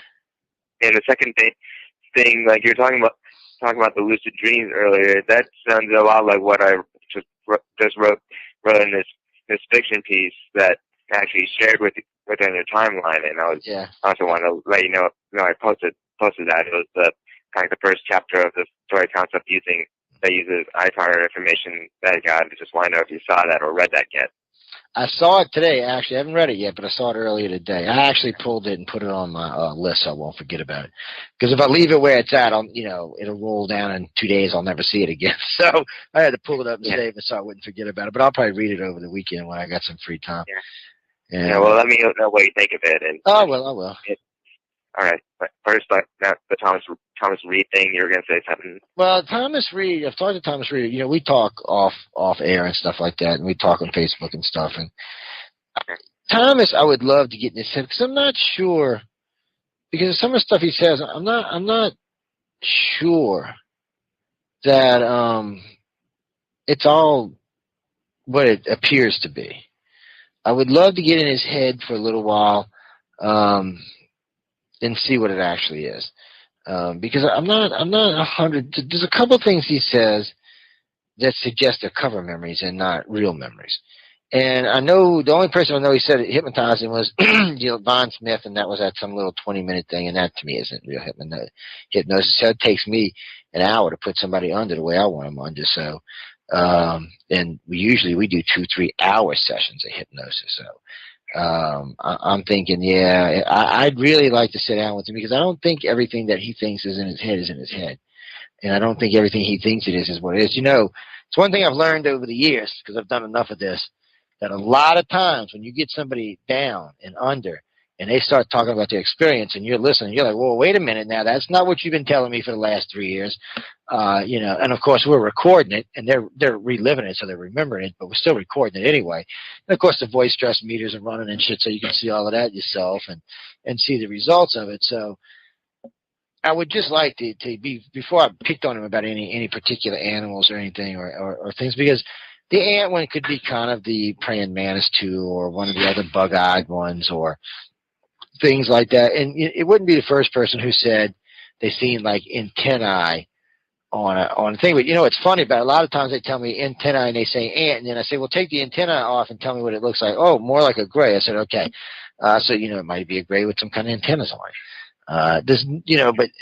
But now if it's got little, pinchers and stuff on its face and stuff like that, that's different. But I do know at least 3 of the aliens use imagery and puppetry to scare contactees into submission. So I got to wonder sometimes if a lot of this just isn't suggestive memory or some type of puppetry just to pull you in line, because you know what? I hate to say this, but after you've seen a little gray 80 times or so, it ain't really scary anymore. Even if you know it's going to kick your ass, it still ain't really And humans ain't real scary either. Reptilians, still kind of scary, but even after a while, you kind of get like that. So I think sometimes they have to elicit something because you become kind of numb to whatever they've been doing you. So I think sometimes they have to use something else to elicit that fear or that obedience that they need sometimes. But do they really think that you have to do freedom in order to be obedient to them? No, I don't think they actually think that about everybody, but I think some people it's easier to control with fear than with logic. Because I don't think a lot of people get it. I think it's just too much for them to understand. But they still are useful. It's just too much for them to understand. You got to remember, they want as many people out there talking about this as they can get. The problem is a lot of it ends up being garbage because, I don't think they really care what's being said as long as it's being said. And like I've told everybody, you've got so many contactees and so many stories. Who's actually telling the truth and who's not, and which story is actually real and which one's not. I see you there, Tip. We lost Georgia there, guy Georgia. Good for calling in anyway, though, man. But I mean, a lot of this stuff just pans out that way. I guess is what I'm trying to say. Yeah, well, if you ever like do a hypnosis session with Tom Reed, be sure to like share the results Sooner or later, I'm gonna do one with him. We both in the South now. He's back in Florida now, so maybe this spring or something I'll drive down or get him to meet me. He's in Miami, I believe. I'm in New Orleans, so maybe I'll get him to meet me up in Pensacola. Or I got a friend of mine who lives in Tampa. Maybe we'll go hang out at his house and do it there, and see what comes out because Thomas really needs to be regressed. There's a lot of missing stuff. I mean, I've interviewed Thomas 3 or 4 times there. There's a lot of missing stuff there. I think there's a lot more information in Thomas's head than even Thomas wants to admit to. That's not just Thomas. I'm saying Thomas, but that's any contactee. I mean, when you start adding up the amount of missing time versus the amount of memories that you have, it's never the same. When you start thinking about how much you've been taken and how much you remember, it's not even close to the same. You may have 100 hours being taken and 10 hours of memories. So, what's with the other 90 hours? Was I sleeping the whole time? Was I in hibernation? Was something else going on? So a lot of people want to know that. And sometimes it's good stuff. Sometimes not so good stuff. Sometimes it is just what it appears to be. You were in stasis or something. So you just never know. So it sounds like of the famous cases that at least I know his is still the one that has a lot of information to give out, while the other ones seem to be just drained out. Well, both Thomas Reed and Travis Walton, I think there's more in their heads than they realize. I think there's quite a bit more there than they realize. I think Travis has way more information in his head, and I think Thomas has way more information in his head. So I have to be honest about that. I also think that which case was it? Damn, I just had him on the tip of my tongue. I can't remember. Damn it. There's another one I want to tell you about that I'm pretty sure has more information. The Allagash case, I really didn't research it as much as the other cases for some reason or other. There was something about the Wiener brothers that set me off from the get-go, so I just left the case alone. I've had several of our directors investigate it, and they're very mixed on this case. Half of them think it's okay, the other half think it's completely and totally bogus. So one of these days I'll have to get out there and read it myself. But I've interviewed these guys, but the case just doesn't do anything for me. I don't know how to say it. It's just not something that attracts my attention to really investigate it. To me, it'd be feeling more like a waste of my time than anything that I would really get out of it. Dude, 340 people viewing the cam tonight. Hey guys, how y'all doing out there? I ain't scared of a Jesus out of y'all yet. It's but both those cases, Travis and Thomas, need to be revisited. They need to be revisited in a deep and heavy way. I'd love to get both of them under about a 2 or 3 hour regression. God only knows what would come out of their heads. Who knows for sure what would come out of there? I guarantee you it would be good any way it went. I mean, as far as anybody who heard it. Hell, it might be a movie for both of them, a new book deal, a movie for both of them. Because there is a lot of information locked up in their heads. But for most contactees, that's true. I mean, you're going to find that like I said earlier, the memory to hour ratio is very distorted. So if you do sit down and realize, well, I know I was taking this time, but I don't remember anything. Let me try to work on recovering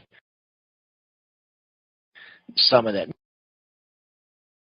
Remember, you're never going to recover all of it. You're never even going to recover half of it, but you can recover some, and you can recover enough to help you realize it needs to be addressed, and that this is a real phenomenon.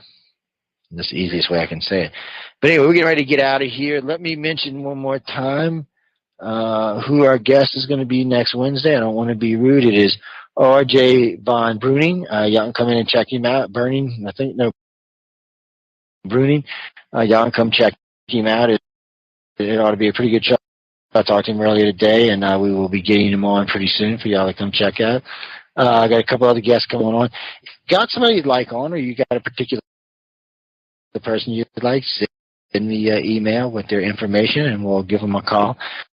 On guest until at least probably Halloween, probably Thanksgiving, and then after that we'll probably be doing info shows until after the first year of the elections until about March. So anyway, y'all know what our basic lineup's going to be for the next couple of months, and I will start posting the guests as we finish scheduling them out once we confirm them. So on that note, ladies and gentlemen, I'm going to get out of here. I hope everybody enjoyed the show tonight.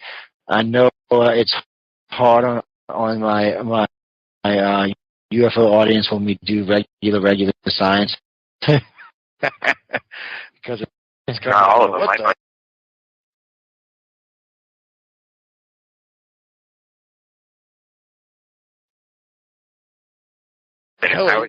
What idiots talking about, but